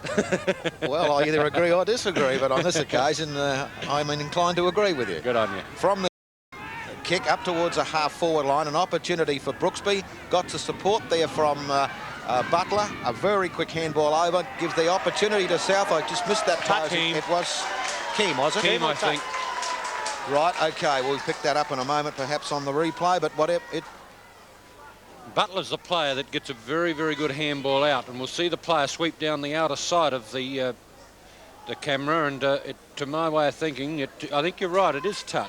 It's certainly got a 3 on his back, but whether it's 33 or 3, we're not absolutely certain. But I do think, in fact, it was Tut, as you call. OK, so the third goal to Tut is South Adelaide now 11-2, leading Glenelg 6-2. Centre bounce and Carey unopposed towards centre half forward. But South through Solento. Back into the open spaces. Marshall dived over the ball, lost it to Solento, to Hawkins, to the run of Tut. I think you might have been right. It was Keane that Tut's number's dirty, Bob. Up to the forward line it goes. Corns, Hewitt, Bennett, well down from centre. Snap at goal. The bounce of the ball sees it go over the line and just the 1 point. Well, South Adelaide, not to be denied, they're showing plenty of pace. They've outscored by 12 points in each quarter, Glenelg. 11-3, leading by 5 goals, 1. 6 goals, 2, Glenelg. A long kick out too, a good kick out towards that outer side. Couldn't be marked out there by Palmer, but nevertheless, South take possession up towards the half-forward line. Soletto over the top of his opponent, gets up, gets the ball, or makes the ball his objective. Short towards that outer side, looking for Keem. It's not Keem, however, that takes it. The ball coming back towards Palmer, and Palmer will take the steadying mark on that outer wing. Oh, South player a mile out by himself. And this occasion, it's Tut again. I'm sure that was Tut as he lined it up, the kick on its way, but offline, and the minor score only. Glenelg trailing 6-2 to South Adelaide 11-4. And Farquhar goes for the short tap in and then the long kick down towards the half-back flank. Simon's in front. Martin spools away from him. Oh, Bennett grabs the leg of Marshall, and a little bit of byplay going on. David Marshall to take the kick. He's on the half-back flank for Glenelg as he takes it. Herco can't quite get away to make room for himself. Ball dropping in short. It's away. Robin White tackled there. We're not in possession. He'll take the kick. Michael Lunnis, the offending player. Short in towards centre half forward. Doesn't carry the distance. And the mark taken by Stringer for Glenelg. From centre half back, play directs over centre half forward. The back of the pack, Herco tries to get it moving. Can't succeed in doing so. Someone was held. It was Peter Ivanoff. He'll take the free kick. Almost at the centre half back position for South, and South ever on the move. Elects to come to the grandstand side of the ground. In front, Simons, well spoiled down. Chapman dodges the weave, and finally back towards the half-forward line. But again offline, Stringer the player to drop in to take the mark. Half-back flank as he takes the kick. 6 goals, 2 Glenelg, 11 goals, 4 South Adelaide. Good margin for the Panthers, have up their sleeve, and Jack Hawkins takes the mark. Back to Palmer. Experience of plenty there. Oh, gee, doesn't he give some ground? Doesn't look good. Honor was the player in there for South. He loses it to Motlop. Waits just a fraction too long. Puts Hall under pressure. And South Adelaide defence work the ball towards the line. Salento gets it short. Up towards Martin. Can't get away from Carey. The tackle is still on. Into the open spaces. First in Marshall. Ridden to the ground. Comes to Holst. To McFarlane. Towards centre half forward. And the mark taken in attack there for Glenelg and pushed forward by McDermott. McDermott's kick into full forward, looking for Kernahan. Knocked away from him by Hawkins. Hawkins wide towards the outer side. Got some back up there. It will go to Honour. Honour's kick only short, up towards the half-back line. Off hands it goes. Butler comes through, gets a very quick handball away. South using handball, trying to work it towards Chapman, but it's McDermott that takes it over to Holst, on to Duthie. Duthie with Simons running down that wing. Is good tackle applied on Duthie. Loses possession. That's good football by Robin White. Magnificent football if he gets rid of it, but he's forced to the ground with the ball held to him. Good stuff there, Bob. Yeah, well, he's a super player, Robin White, full of courage, full of tenacious endeavour, and on that occasion he certainly didn't let down the South Adelaide defence. I was going to say that it's not hard to work out why South Adelaide has such a good defence. Big Rob Hawkins is always lurking across the half-back line, or basically a kick behind play, lending those backline support on every occasion. Well, from that bounce, he has 3 goes at it. It's eventually worked out in the open. Once more, the South defence in the van as they go straight across the half-back line and have found Stephen Keane. Keane's kick is long. Over the centre line it goes. Ball hits the deck. McFarlane in to kick off the ground, but finally back for Stringer. His kick up towards the half-forward line for the Bays. It hits the deck. Chapman works it clear, but Simons works well for the Bays. And a good tackle again by G. South. Are in there tackling hard, and so are the Bays. It's on for young and old as the ball finally goes forward. There's been a free kick sorted out behind the play. Ivanoff and Simons, and it's Ivanoff who'll get the free kick. Apparently being held. I missed that, Bob. Did you pick that up behind the play? No, Was he held? He was being held. There was a bit of a scuffle, nothing in it really, and it was a matter of who was holding who when the umpire turned around, I think. 7 minutes plus time on the play as Ivanoff's kick up towards the centre. Bennett. Very dominant player in this game so far for South. Wearing a head guard. Controlled the centre, been well supported on the wings by Martin and King. Searches out wide. Hawkins sets it up. And another mark. Well, to Farquhar. That's 2 he's got. I think he's got the mighty mark sewn up already. It's going to take one hell of a mark to take it off him. Well, he certainly hurt Graham Corns. Corns hasn't got off the ground even to this point of time. Ball in possession of Honour. Up towards the half-forward line. Taken away there by Stringer. Too far for Holst. Come back to Bennett again by, gee, he's covered some ground tonight, that lad. An opportunity now for Hawkins. A long handball towards that wing on the outer side. Once more it's Keem who lends the support, is the receiver. Kicks it in towards full forward, only to see it marked there by Salisbury. Corns in the hands of 3 or 4 trainers over there. After you can just see it in the background of your screen on that occasion, and he's certainly receiving plenty of attention from the South Adelaide trainers. Well, it's South with the run again as it's Bennett that comes through, has had a bounce, gets around an opponent, lines them up, but the kick is low. It comes off Farquhar's hands, and the minor score will be recorded. It's Glenelg 6-2, trailing South Adelaide 11-5. Well, it would appear that Graham Corns copped one in the nape of the neck or somewhere, Bob. He's not too good a shape there. Well, he was certainly underneath Farquhar, and Farquhar appeared to come down on top of him. Simon's kick up forward, penetrating. Motlop couldn't handle it. Ivanoff to Robin White, who's the dominant player in this third term. Out wide, it's Tutt. South are 1 short up there with Graham Corns not as well as he might be. And a mark taken up there in attack by College, who already has 3 goals on the board from his half-forward flank and has certainly been an opportunist player. Looks a promising type. He certainly does, Bob. It's only his second game, Bob, apparently. Yes, and, he started as an interchange on Saturday, played fairly well. He came over from Tasmania, and tonight, being his second game, it's been a very, very good exhibition from him. The kick on the way, 4 goals on the board. Yeah, saying off the half-forward flank, he's standing a player, an experienced player in Maynard from Tasmania as well, recruited. And as we talk, we see Graham Corns coming off the ground. He was, as we say, he was on the bottom of that great mark by Farquhar, and he comes off holding the back of his head. Dean Condor to take the field in Graham Corn's place, and he's certainly got a headache by the look of him. Well, not as far as the score's concerned, but certainly personally he would have. 6 goals, 3 the difference. 12-5 South, 6-2 Glenelg. And Conda, an experienced player too, hasn't he? He's played well up to 100 games. Yep. Yeah. It's Marshall into attack, up to full forward, looking for Carey. The big fella has got it. Eyes on the ball, good position. 15-metre penalty. And that should bring him within kicking distance. Only about 25 out now, and dead in front, the big fellow. And Glenelg want goals very quickly. The kick on its way. The goal umpire looks confident, so does Carey and his Glenelg teammates as the 7th goes on the board to Glenelg. 7-2, still trailing South rather badly, who are on 12-5. Well, certainly the marking, Bob, has been a feature. Again, you've mentioned quite a few times how the marking's improved in night football, and it's become a real skill again, where we used to pick players that bring the ball to the ground for the smaller running players, but we're now seeing marking an absolute feature. Well, you wouldn't. Those 2 marks of Farquhar's, you go Saturday from Saturday to Saturday to see those marks, and we've seen 2 1/4. Kernahan gets the tap, regains the tap, but his kick is smothered. Comes out towards Conda, who's just replaced Corns, up towards the half-forward line. Oh, and big bump coming in there on College it was, I feel. Couldn't pick up the Glenelg player, but play goes on as it goes to Martin.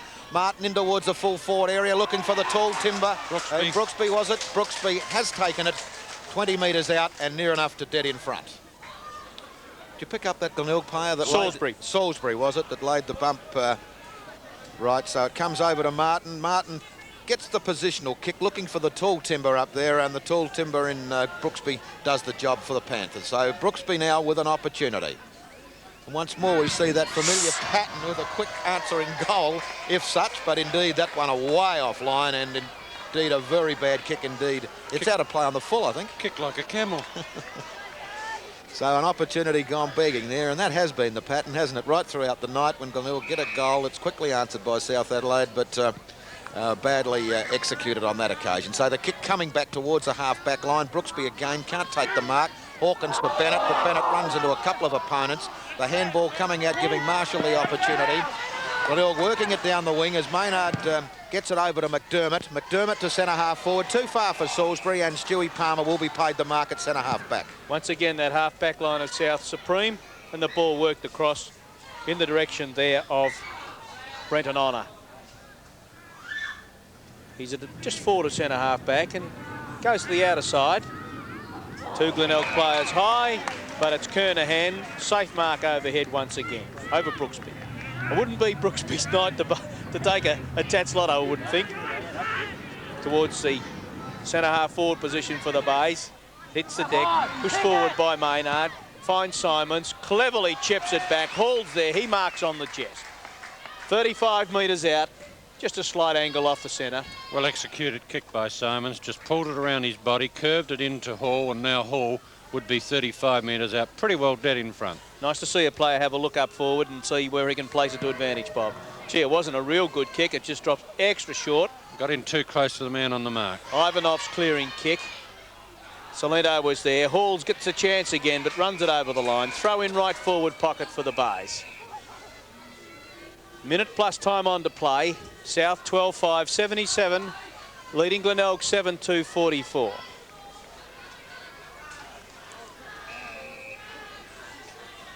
It's Carey and Hawkins. Hawkins takes front position. They both go to ground. Be interesting to see who gets the free kick. Bit of body work there. This time it's the South Adelaide's players' turn to get it. It was the last man standing. Out wider. The mark taken out there for South Adelaide by Neville Wachtel. He goes out further to the outer side. Keane, the hand passer. That was a good effort there from Brent Niner. He made some ground to get there to lend some support, but Kernahan stands in the way. Glenelg back over towards their forward area, out on the left half forward flank. The bounce to the ball. Sees it carried over the line, and a throw-in will result. Into time on now in this third term, and South lead by 5 goals plus. The tap down to front position. It's Alan Tutt again. He's been a good player for South Adelaide, a busy player as he tries to find Chapman, but it's too close to the line. and indeed across the line on the full. Here's the ball being relayed back a long way, almost from where that was kicked, as the umpire showing the South player where the mark was, but the kick up towards the half-forward line now. Carey once more showing a little bit of pace, but he's in between a couple of opponents. Gee, that was a very quick handball by Palmer, but it's snared there by McDermott. A quick kick by him to the full forward area. Oh, and a one-handed mark by Ivanov. What a beauty, Bob Hammond. Well, a super mark. It's been a quarter of marks, actually, and a couple by Farquhar, one by Carey, one by Kernahan, and then that mark by Ivanov. It's been a super third quarter of marks. Well, it's bad luck that South lost possession as Ivanov tried to find Hawkins. You saw what happened. Hawkins with a quick kick into the opponent's body and the ball across the line for a throw-in. Big fellows set themselves. Carey with the tap over. Looked like Holst that grabbed that. Holster's quick kick out of the pack straight across the face of goal, and indeed out of play on the full. So here's an opportunity for South Adelaide now. There's not a Glenelg player within 10 to 15 metres, but a little bit slow as Wachtel short towards centre half back, trying to find Hawkins. At the second grab, it's Twelfthry appealing for it, but he doesn't. It goes to Duthie. Duthie's quick kick into the full forward area. An opportunity now for College to clear for the Panthers. He does, but it's badly directed and marked by Motlop. Motlop's got McDermott short. That's the way it goes, and McDermott now with the opportunity from 45 metres out. If you're just out of distance, I would imagine. Good And 45, maybe 50, Ted. by the time he takes a kick, he'll be the best part of 50, Bob. The big fella's lurking in the goal square. He's lining up as though he believes he can kick it.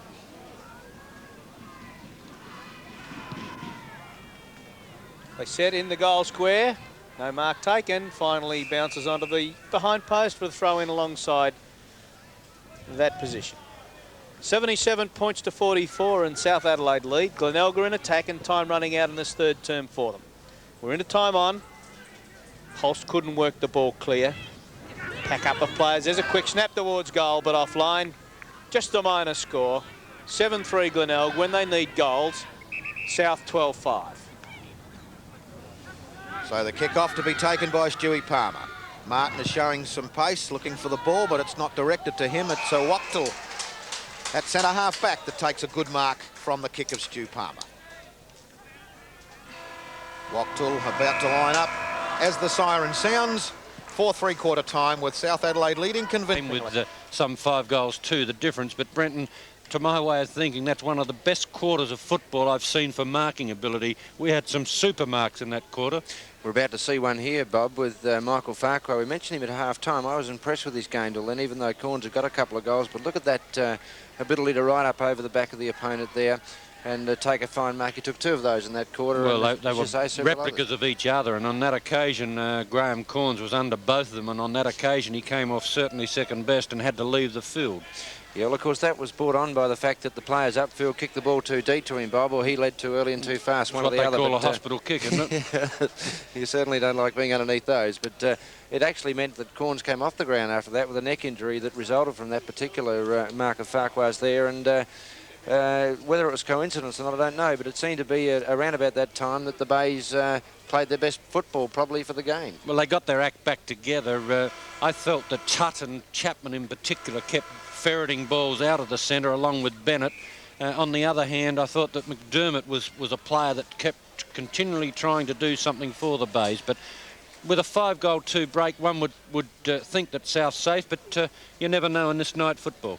Well, they've only got to maintain that discipline that they've showed all night, Bob. You mentioned Hawkins coming back to the back lines. That's been a feature of that backline play of theirs, but I'll stay with South Adelaide at this time. Well, it's been 3 good quarters of football. If the standard in the last is equally...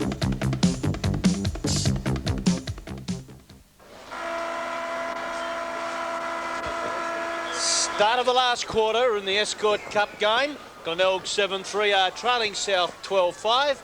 And plenty of work for Glenelg to do. Let's see what they can do in this final term. Well, they've started off all right, Ted, as handballs get it to Simons at centre half forward. A wobbly kick towards full forward. The South defence, ever alert, managed to get the ball to ground, and it will force the umpire to bounce about 25 metres out from the Glenelg goal. Well, the Bays trailing by 5 goals too. Certainly need a couple of quick ones to put them back into the picture. So the bounce down now. The tap by Hawkins into the goal square. An opportunity for the Glenelg defence to relieve as Duthie takes possession. A quick handball in towards Kernahan. Kernahan can't take it. Ivanov can. A quick handball comes to Duthie. Another opportunity for Duthie. A hard handball for Marshall to take as Schulz grabs it. Straight across the ground, up towards the half-back line, where Frost is in front position, close to the boundary line, onto the left boot. Not a bad attempt from there. It looked good indeed. An excellent goal to get the 8th for Glenelg. Glenelg 8-3, trailing South Adelaide 12-5. Did it very, very well, David Frost, on that occasion. He was behind the South Adelaide player, just spoiled it, pushed it, controlled it, then ran the boundary line and hard against the boundary line with his left foot, which fortunately for him is his natural kicking foot, kicked a super goal for the Bays. 8 goals, 3 I should say, the Bays, trailing South 12-5. Well, that's one of the 5 they needed to get in front. Are they up to getting any more? We've seen this sort of opening in each quarter. Let's see if they can go on with the job, or will South reply. Peter Carey gets them moving up forward. A promising start for them. Fisted away by David Holst. It hits the deck. Plenty of work going on there. Brought clear by Salisbury. He goes short and finds Paul. He's only 25 metres out. His last shot for goal didn't quite do it as well as he might. Let's see what he can do this time. Very important kick for the Bays.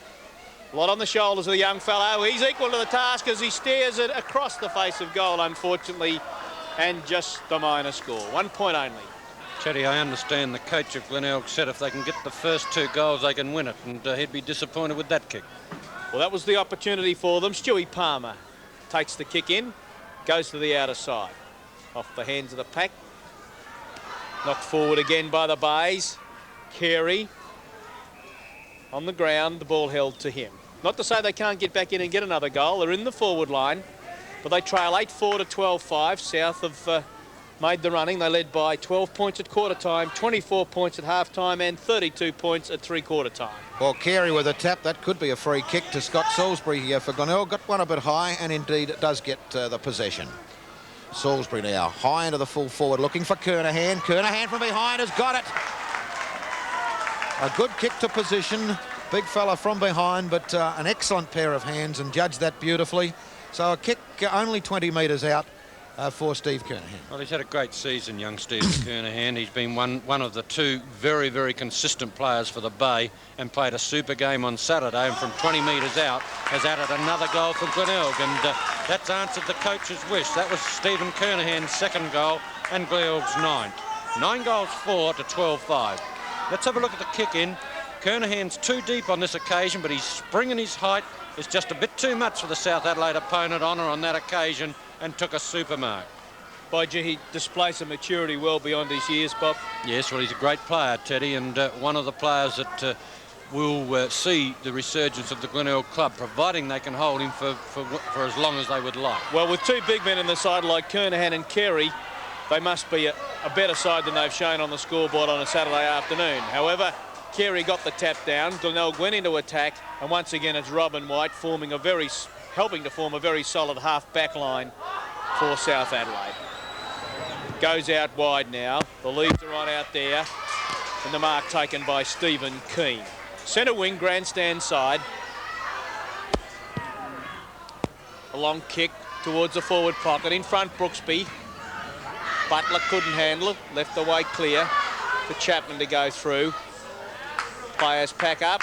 Ball still on the move, however. Dragged back in by Brooksby. This time there'll be a bounce. Almost at the centre half forward position for South Adelaide.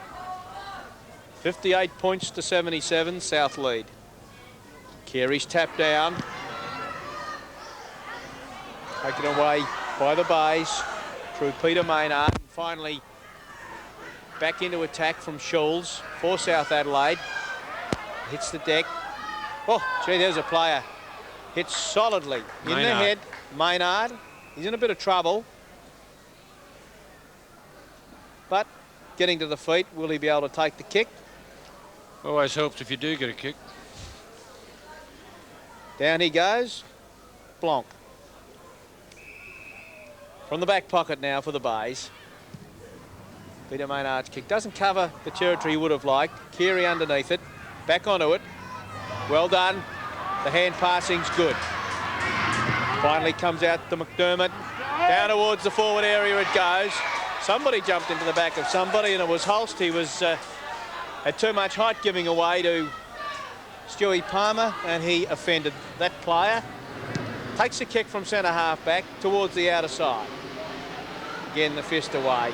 Martin dropped out of it a bit in the third term, but back into it now as he gets South moving up forward. The players set themselves. The mark can't be taken, but an opportunity now for the Panthers as it's driven up there by College, but offline, and will dribble across for the minor score. So South into attack. Can't convert at the moment to get that very important goal for a little bit more leeway. 12-6 to 9-4. The kick-off straight down the centre of the ground, and a good kick too. Appeared as though Hawkins was edged out slightly. McDermott gets the handball, trying to find Hewitt. He can't. Bennett has got front position and will indeed get the free kick for a push in the back. Played a great game, Michael Bennett. Perhaps a little quieter in the third quarter, Bob, but had a magnificent first half, I should say. His kick up towards the half-forward line. Palmer edged out slightly. An opportunity for Frost. His grab. The ball comes out of his hands. An opportunity now as the ball comes out to Brooksby. Can't get it. Got to be a free kick to Glenelg in there. It looked like John Seabone grabbed. We're not in possession, and he's got the umpire's nod. So Seabone, grandstand half-back flank, heads it towards the centre, looking for McDermott. Butler's in front position. Butler goes to the ground. Martin gets the body over the ball, gets it to Bennett.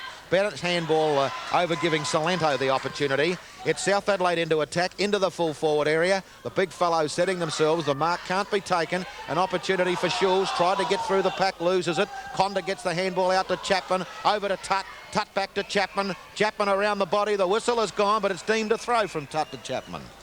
So a free kick will go Glenelg's way as South Adelaide in the van for rather a promising attack, but only to see the free kick going to Maynard. His kick, a wobbly one towards centre half back. And the mark taken by Stringer. Oh, shocking. Oh, gee, that's not a good kick. Simons doesn't get much opportunity, but recovers. He's equal to the task, does it well. But the hand pass is wasted. Finally finishing back with Marshall. Down to attack they go. Kernahan in front. Can't grab this one. Salento's hand pass is good. Getting the ball out towards the centre wing. Hewitt for the Bays. The long hand pass to Hall. Can't handle it. Over the line. Throw in. Left half forward flank for the Bays. They're going towards the northern end. They trail 58 points to 79. Carey uses the body very cleverly indeed to get the ball moving up forward. Big pair of hands over the back of the pack. This time it's Hawkins. He takes the relieving mark for South Adelaide. Again, the wobbly kick. Simons will be first player there. Tries to keep it running. Does so. Has the pace to spin back. Uses it cleverly in towards the penetration there of Marshall, is it? McDermott. Chris McDermott. Had a very good third quarter, Chris McDermott. He's some 45 metres from goal. Would need to do everything right to get the distance from there.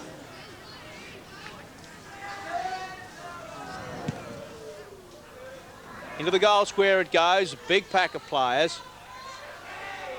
Last man standing as the ball comes away towards that outer side boundary line once again. Throw in. Still in the right forward pocket for the Bays. 9-4 Glenelg, 12-7 South. 9 minutes and 30 seconds gone in this final term. The Bays need to get another quick goal or two. They trail by the best part of 4 goals. Hawkins, again a wobbly kick. And the mark taken once again by McDermott. Hawkins has let his game down with poor kicking, Teddy. Yes, he has. He's done a hell of a lot of work. I wonder if he gets tired with all the work he does, Bob. Could be. Fist away. And again, South Adelaide out of attack. There's a running player out here on the grandstand wing. South Adelaide up towards the forward line. Again, the ball hits the deck. Chapman spinning clear. Well shepherded. And South into attack. Up towards Schulz. Pulls it in. And gee, we've seen some fine marking tonight. Another fine one-handed mark by Mark Schulz. Yes, there's been excellent marking all night, and it's a high kick into the full forward area. Players set themselves for the mark, and it's a South mark. Only 15 to 20 metres out. The player on the ground at the moment getting up, and it's Dean Conder. Conder replaced Graham Corns at full forward. Corns went off, of course, in the third quarter with that neck injury. Well, here's the replay with the high kick into that teeth of goal position as Conder gets one grab, two grab, and controls it beautifully. Conder should not miss this one. He doesn't. His first goal, and South Adelaide's 13th, I think, is the man places on the board. Yes, it is. 13-6, 84 to Glenelg, 9-4, 58. Well, that's the steadier. The Bays were certainly making a thrust and certainly making a game of it, and they needed the next goal. But South, with that answer, have maintained a 4-goal-3 lead, and I would think, Brian and Ted, in fact, that would be certainly a comfortable lead at this stage of the game. Well, the way they've played, Bob, they've deserved the lead they've got because they've led at every change, and taking nothing away from Glenelg, South with that half-back line and their centre line have certainly created a lot of opportunities up forward. Again, the fist away. Again, it's Hall trying to work the ball in for Glenelg. Players now content to throw themselves on the ball rather than use the hands and feet to get it clear of the packs as they were doing in the first 3 quarters, and I wonder if the pace is starting to tell, Bob. Yeah, making errors now that weren't as obvious in the first half of the game. So you look at the pack of players around that ball too. Kernahan with a big fist away. That clears it into the open, but it's South. Through Ivanov. Through he goes. Retarded. Back it goes. Out into the open spaces. Hawkins moves it forward slightly. Again, players go in. Pack up over the ball. Again, it's Ivanov. The ball out towards Schulz. Out wider and turn to the half-forward flank. Chapman does it well to get it out in front of College. Has 4 goals so far. Gives it away towards Brooksby. Brooksby ducks, weaves, lines up and has missed it. Hasn't had a big night as far as disposal is concerned. He had a fumbling fit or plague there earlier in the night, and his kickings let him down. But he's done some valuable work in ruck, and his strength around the half-forward line certainly has meant something for South Adelaide. 13-8 to 9-4, and South Adelaide lead. And John Seabone out towards the outer side. Lannis goes to the ground, but an opportunity out to therefore Glenelg to try and force it up towards the wing looking for Marshall. Marshall grabs it. Glenelg wouldn't want to waste any time. They're playing on at every opportunity as the mark can't be taken by Kernahan, but an opportunity for Salisbury. Salisbury hooks it around the body. Up goes Palmer, can't take it. On the last line of defence, it looks like Martin out there with the handball over, giving the opportunity to force it towards the wing. But once more, it's Simons in position, and he takes the mark for Glenelg. Simons, a short kick, not a good one, trying to find Lannis, pinched there by Butler. A long handball up towards the half-forward line. An opportunity as Martin gets it back over to Conder. Conder lines him up onto the left boot. It looks slightly offline, and it is for the minor score. South 13-9, leading Glenelg 9-4. South have steadied, just using the ball a shade better than the Bays at this stage, getting a few more running players, and execution by hand and foot just slightly better than that of the Bays. Short kick in, going for the pocket, and finally Farquhar up towards the half-back flank for Glenelg, but Martin is there, and South Adelaide will go back into attack once again. Gee, he covers some distance with that kick. It's a penetrating kick. Brooksby couldn't complete the mark. Again on the ground. Word clear to Tutt. Snap it goal, and has made no mistake and put it through for his 3rd goal of the match. Chapman it was. Was it? Little Ricky Chapman rove the ground very, very well. It was Martin's high kick around his body that Brooksby got a hand to. Bit of scrambly play, and eventually it's fished out to Chapman, and Chapman around his body's hooked a very, very good goal. His first for the match. South Adelaide's 14th. They lead 14-9 to Glenelg 9-4.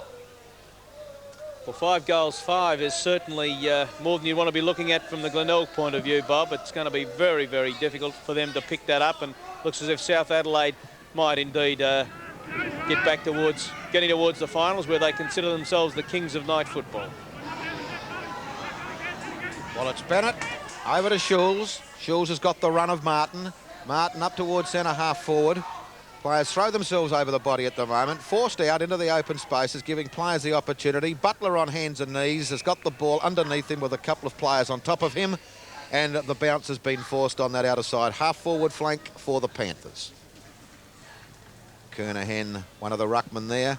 Brooksby, The bounce favours Brooksby, but it's Stringer who gets the tap to Simons, to Marshall. Marshall dropped it when grabbed by Butler, and indeed Butler to get the free kick against Marshall for holding the ball. Butler on that outer side. A movement by Glenn Hewitt. Ignores that, goes high. Brooksby against Farquhar. Farquhar gets the thump at the ball. Handball pinch there by Marshall. Glenelg trying to use handball to come out of that back pocket. It's eventually Maynard who takes possession. Over to Marshall, back to Maynard. Maynard towards the half-forward line. Can't be marked out there by Salisbury. The ball on the deck at the moment. Salisbury comes in trying to pinch it out. Can't. It goes between the legs, allowing Hawkins to take possession. Hawkins has time to kick it. Away it goes into the arms of Tutt. Tutt with the long handball to Butler. Has got some run here from Bennett. Bennett in that left forward pocket over the half forward line. Lines them up on its way. I reckon it's eluded the outstretched hands, and it has, as Bennett posts his second, and South Adelaide have got their 14th, 15th. South 15-9, Glenelg at 9-4. Well, Michael Bennett certainly played a super game for South Adelaide. Covered a ton of territory on this occasion. Butler was the player in possession. He was confronted with a Bay player, but he was able to hold the ball up just long enough to allow Bennett to make the ground and take it off. Butler will take possession off of Tutt. And Bennett, you see in your screen, making ground. Butler holds the ball. Nice little handball over, and Bennett from 45 metres out with his 17th kick has kicked South Adelaide's 15th goal. 15-9 to 9-4. Hawkins' tap wasn't quite effective, and this allows Kernahan in for Glenelg. But a bounce required. 17 minutes played in the final term. South Adelaide sitting on an almost 7 goals lead. Kernahan's tap down, but again ineffective work. Robin White searches the hand pass out. Brooksby's there. Farquhar in attendance.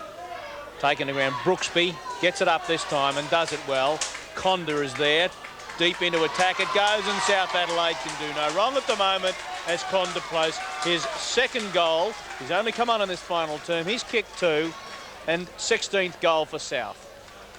Well, he certainly proved an adequate replacement for Graham Corns, who went off in the third quarter, or late, very late in the third quarter, injured. It was Brooksby on that occasion. The quick handball out to Conda. Conda from centre half forward with a very good kick, some 45, 50 metres from goal.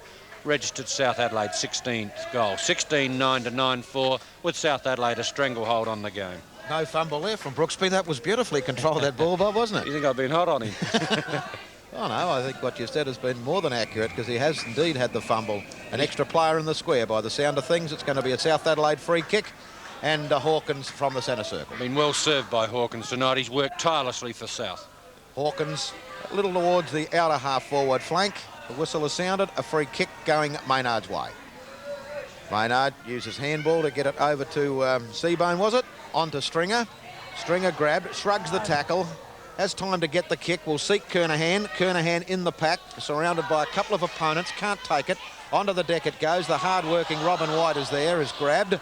Umpire lets play go on. It's a bit untidy at the moment, and eventually out of the pack across the line to force the throw in centre wing grandstand side. 16-9 South, 9-4 Glenelg. Kernahan front position. Lannis is there. Can't get clear for Glenelg, however. Bounce. Left half forward flank for the Bays. They face the impossible task now. 19.5 minutes gone, so it's a minute and a half plus added time to play. Hawkins tapped down towards Schulz. The ball moved forward by the Bay. Salisbury was the player who socketed it. Boundary line close. Players taken over at throw in. Not quite down to the left forward pocket for the Bays yet.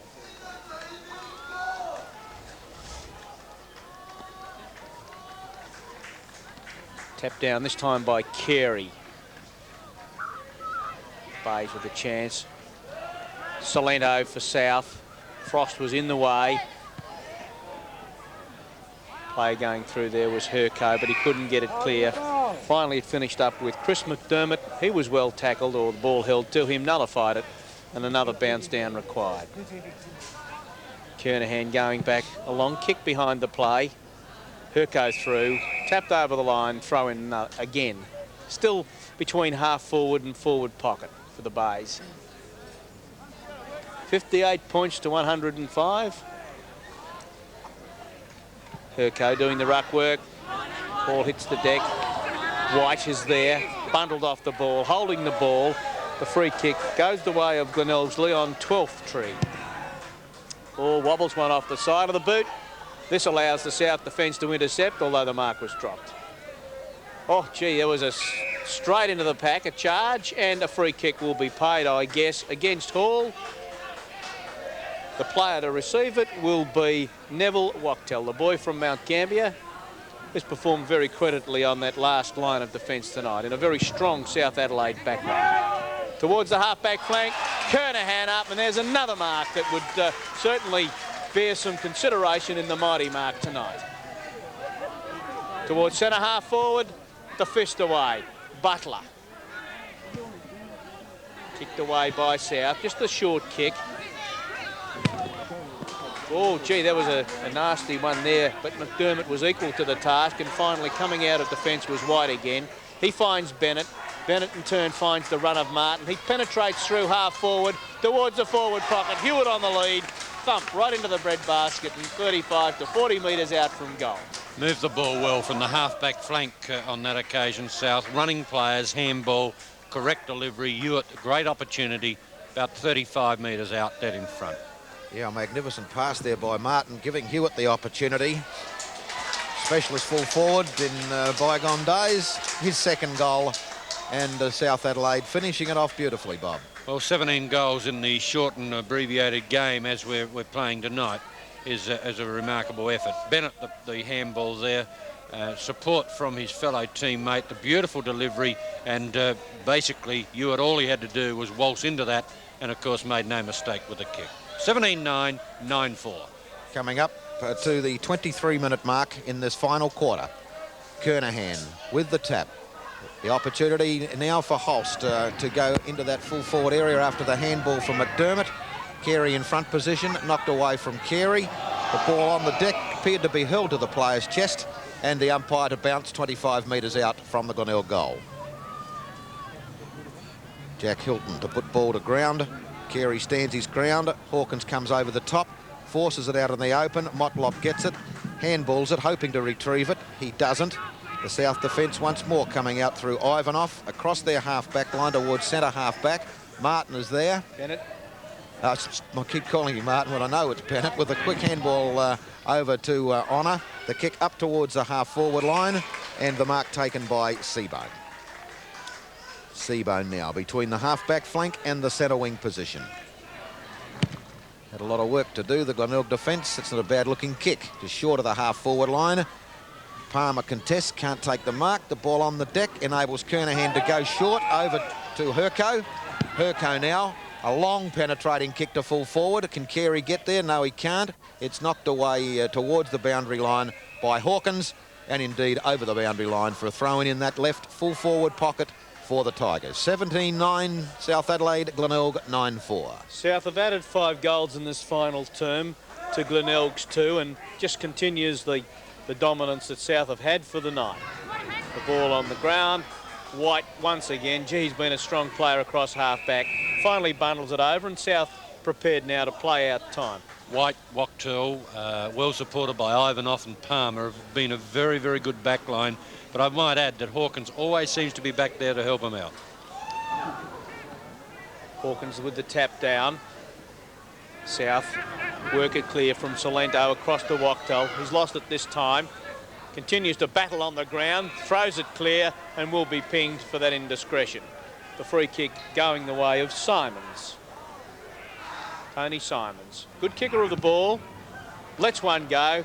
Really gets the torpedo punt working. Puts it through.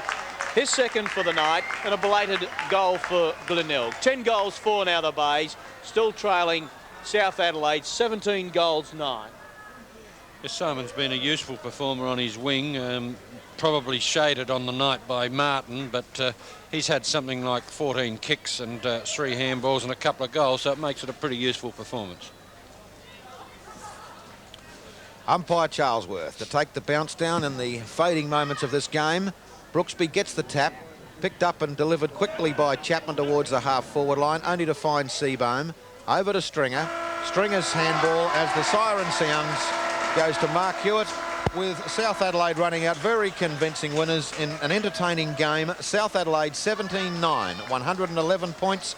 Glenelg 10-4, 64. And we'll be back right after this break with the very important job of the presentation of the sponsors' cheques.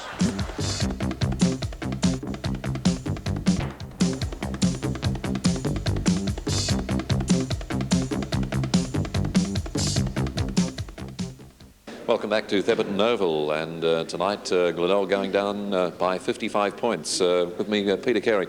Peter, you tried hard all night, but you just really weren't there. Yeah, I thought South worked harder than us. The smaller players really ran the ball all day and all night, I should say, and they just thoroughly deserved their victory. At three-quarter time, Graham Campbell said, if we get the first 2 goals, we're in it, we can win. You got the first 2 goals, but you couldn't go on with it then. Yeah, South replied fairly quickly with a couple and went 5 goals clear again, and they went on with it from there. Seemed to be breaking down across the half-forward line. You just couldn't get it forward with there. No, I think we broke down in more places than that. I think generally South's effort all over the ground was very good. They wanted to get the hard ball more than we did, and consequently they won the game. Well, Peter, Glenelg certainly performing better, maybe not tonight, but you're certainly you're playing the sort of football that you're capable of. You've got a tough one on Saturday against Norwood. You're optimistic? Yeah, we think we've got a good chance. It's down at Glenelg, and we have been playing pretty well the last few weeks, so we think we'll give it a good shot. All right, well, if I can just reach across here and get the cheques. It's $4,000, which isn't all that bad for your performance tonight, and all the best for the rest of the year. Thanks Peter. very much, Graham. Right, now we move on to the winning captain, and Stewie Palmer. Congratulations, Stewie. That's great. Thanks a lot. A very good performance. Yes, I thought the players that came into the side from our reserve team really gave us a good, solid foundation, and I thought we went very well. South is showing a lot more desperation this season. Yes, we've, as you said before, we always play reasonably well in night games, but that's something that Graham's instilled into us. He doesn't want us to be a soft side, and so far it's shown. Lee College, second game, he's really producing the goods for you. Yes, he's worked really hard during the pre-season and all the year in the reserves, and he deserves his chance, and he's proving his worth. Cornsey came off three-quarter time looking a bit sore and sorry. How is he? Oh, he's okay. Just get a few of Farquhar Sprigs out of his head, I think he'll be all right. But he got set up a couple of times up there and a couple of good marks, but he's okay. He's a bit jaded, I think. Well, you're in third position on the ladder, obviously hoping to improve on that. Right, that's right. We're only third on percentage, and with the other teams bringing down our neck, we hope to win Saturday and consolidate. Well, it's a new look, very strong, powerful combination in Pantherland, and congratulations to you for it. Good performance tonight, and you've proven your worth as a nighttime side time and time again. Check for $6,000. It won't be the last, and we'll see you later in the competition. Right, okay, thanks, Graham. Right now, on to our man of the match, and well, there were a lot of South Adelaide players that could have warranted this tonight, but the man it happened to be was Michael Bennett. Michael, congratulations, fine game. Thanks, Graham. 18 kicks, plenty of marks and possessions, although it really was a team effort. Yeah, it was. I think the guys that came into the side should be thanked very much because they really put in. Greg Salento, Lee College, Alan Tutt played a really good game on the half-forward flank. Well, South have always been able to play this stylish brand of football when allowed to, but now, as I was saying to Stewie, there's a new desperation there that once you lose the ball, you go into it and try and recoup your losses. Yeah, well, that's come along with Cornsey, of course, and with the amount of depth we got in our reserves, there's always that pressure of losing your spot. Even if you play well one week, you put in a bad one, there's that guy looming up behind you waiting to play your position. Well, Michael, a great game tonight. So check for $500 as man of the match. Thanks, Graham. And well done in the future games in the Escort Cup. Thank you very much. I'd just like to thank Canberra, by the way. Well done. We'll take a break now and be back with our Mighty Mark competition.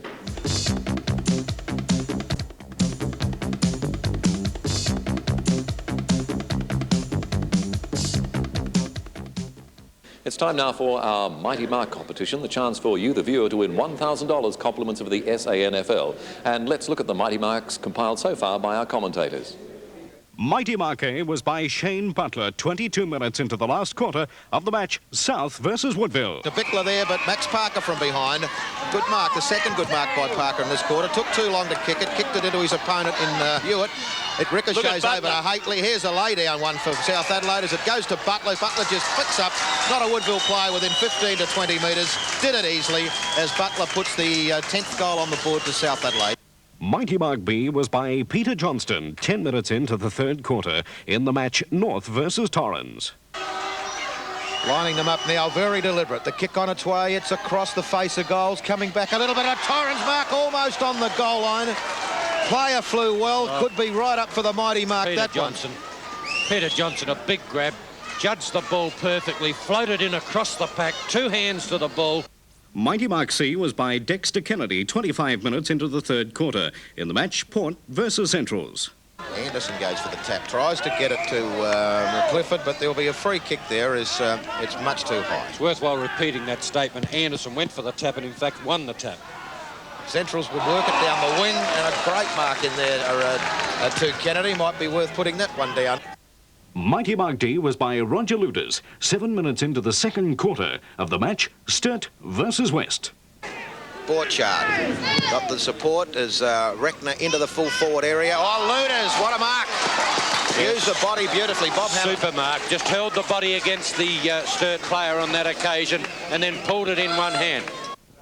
That brings us to Mighty Marquee, and it came 5 minutes into the third quarter as South Adelaide were advancing towards goal. Michael Farquhar took a really great mark.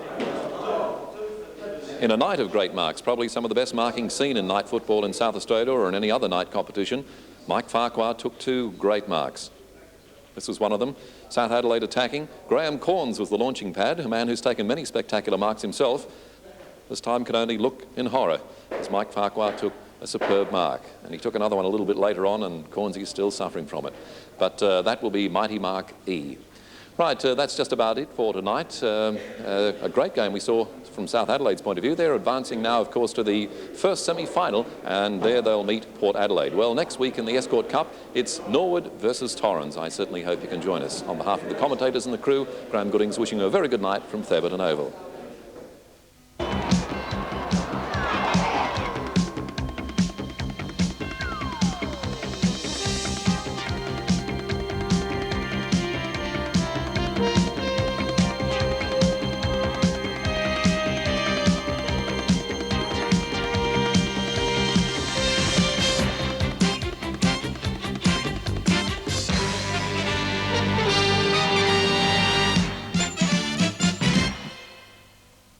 Tonight's telecast of the SANFL Escort Cup was proudly presented by Canberra Television.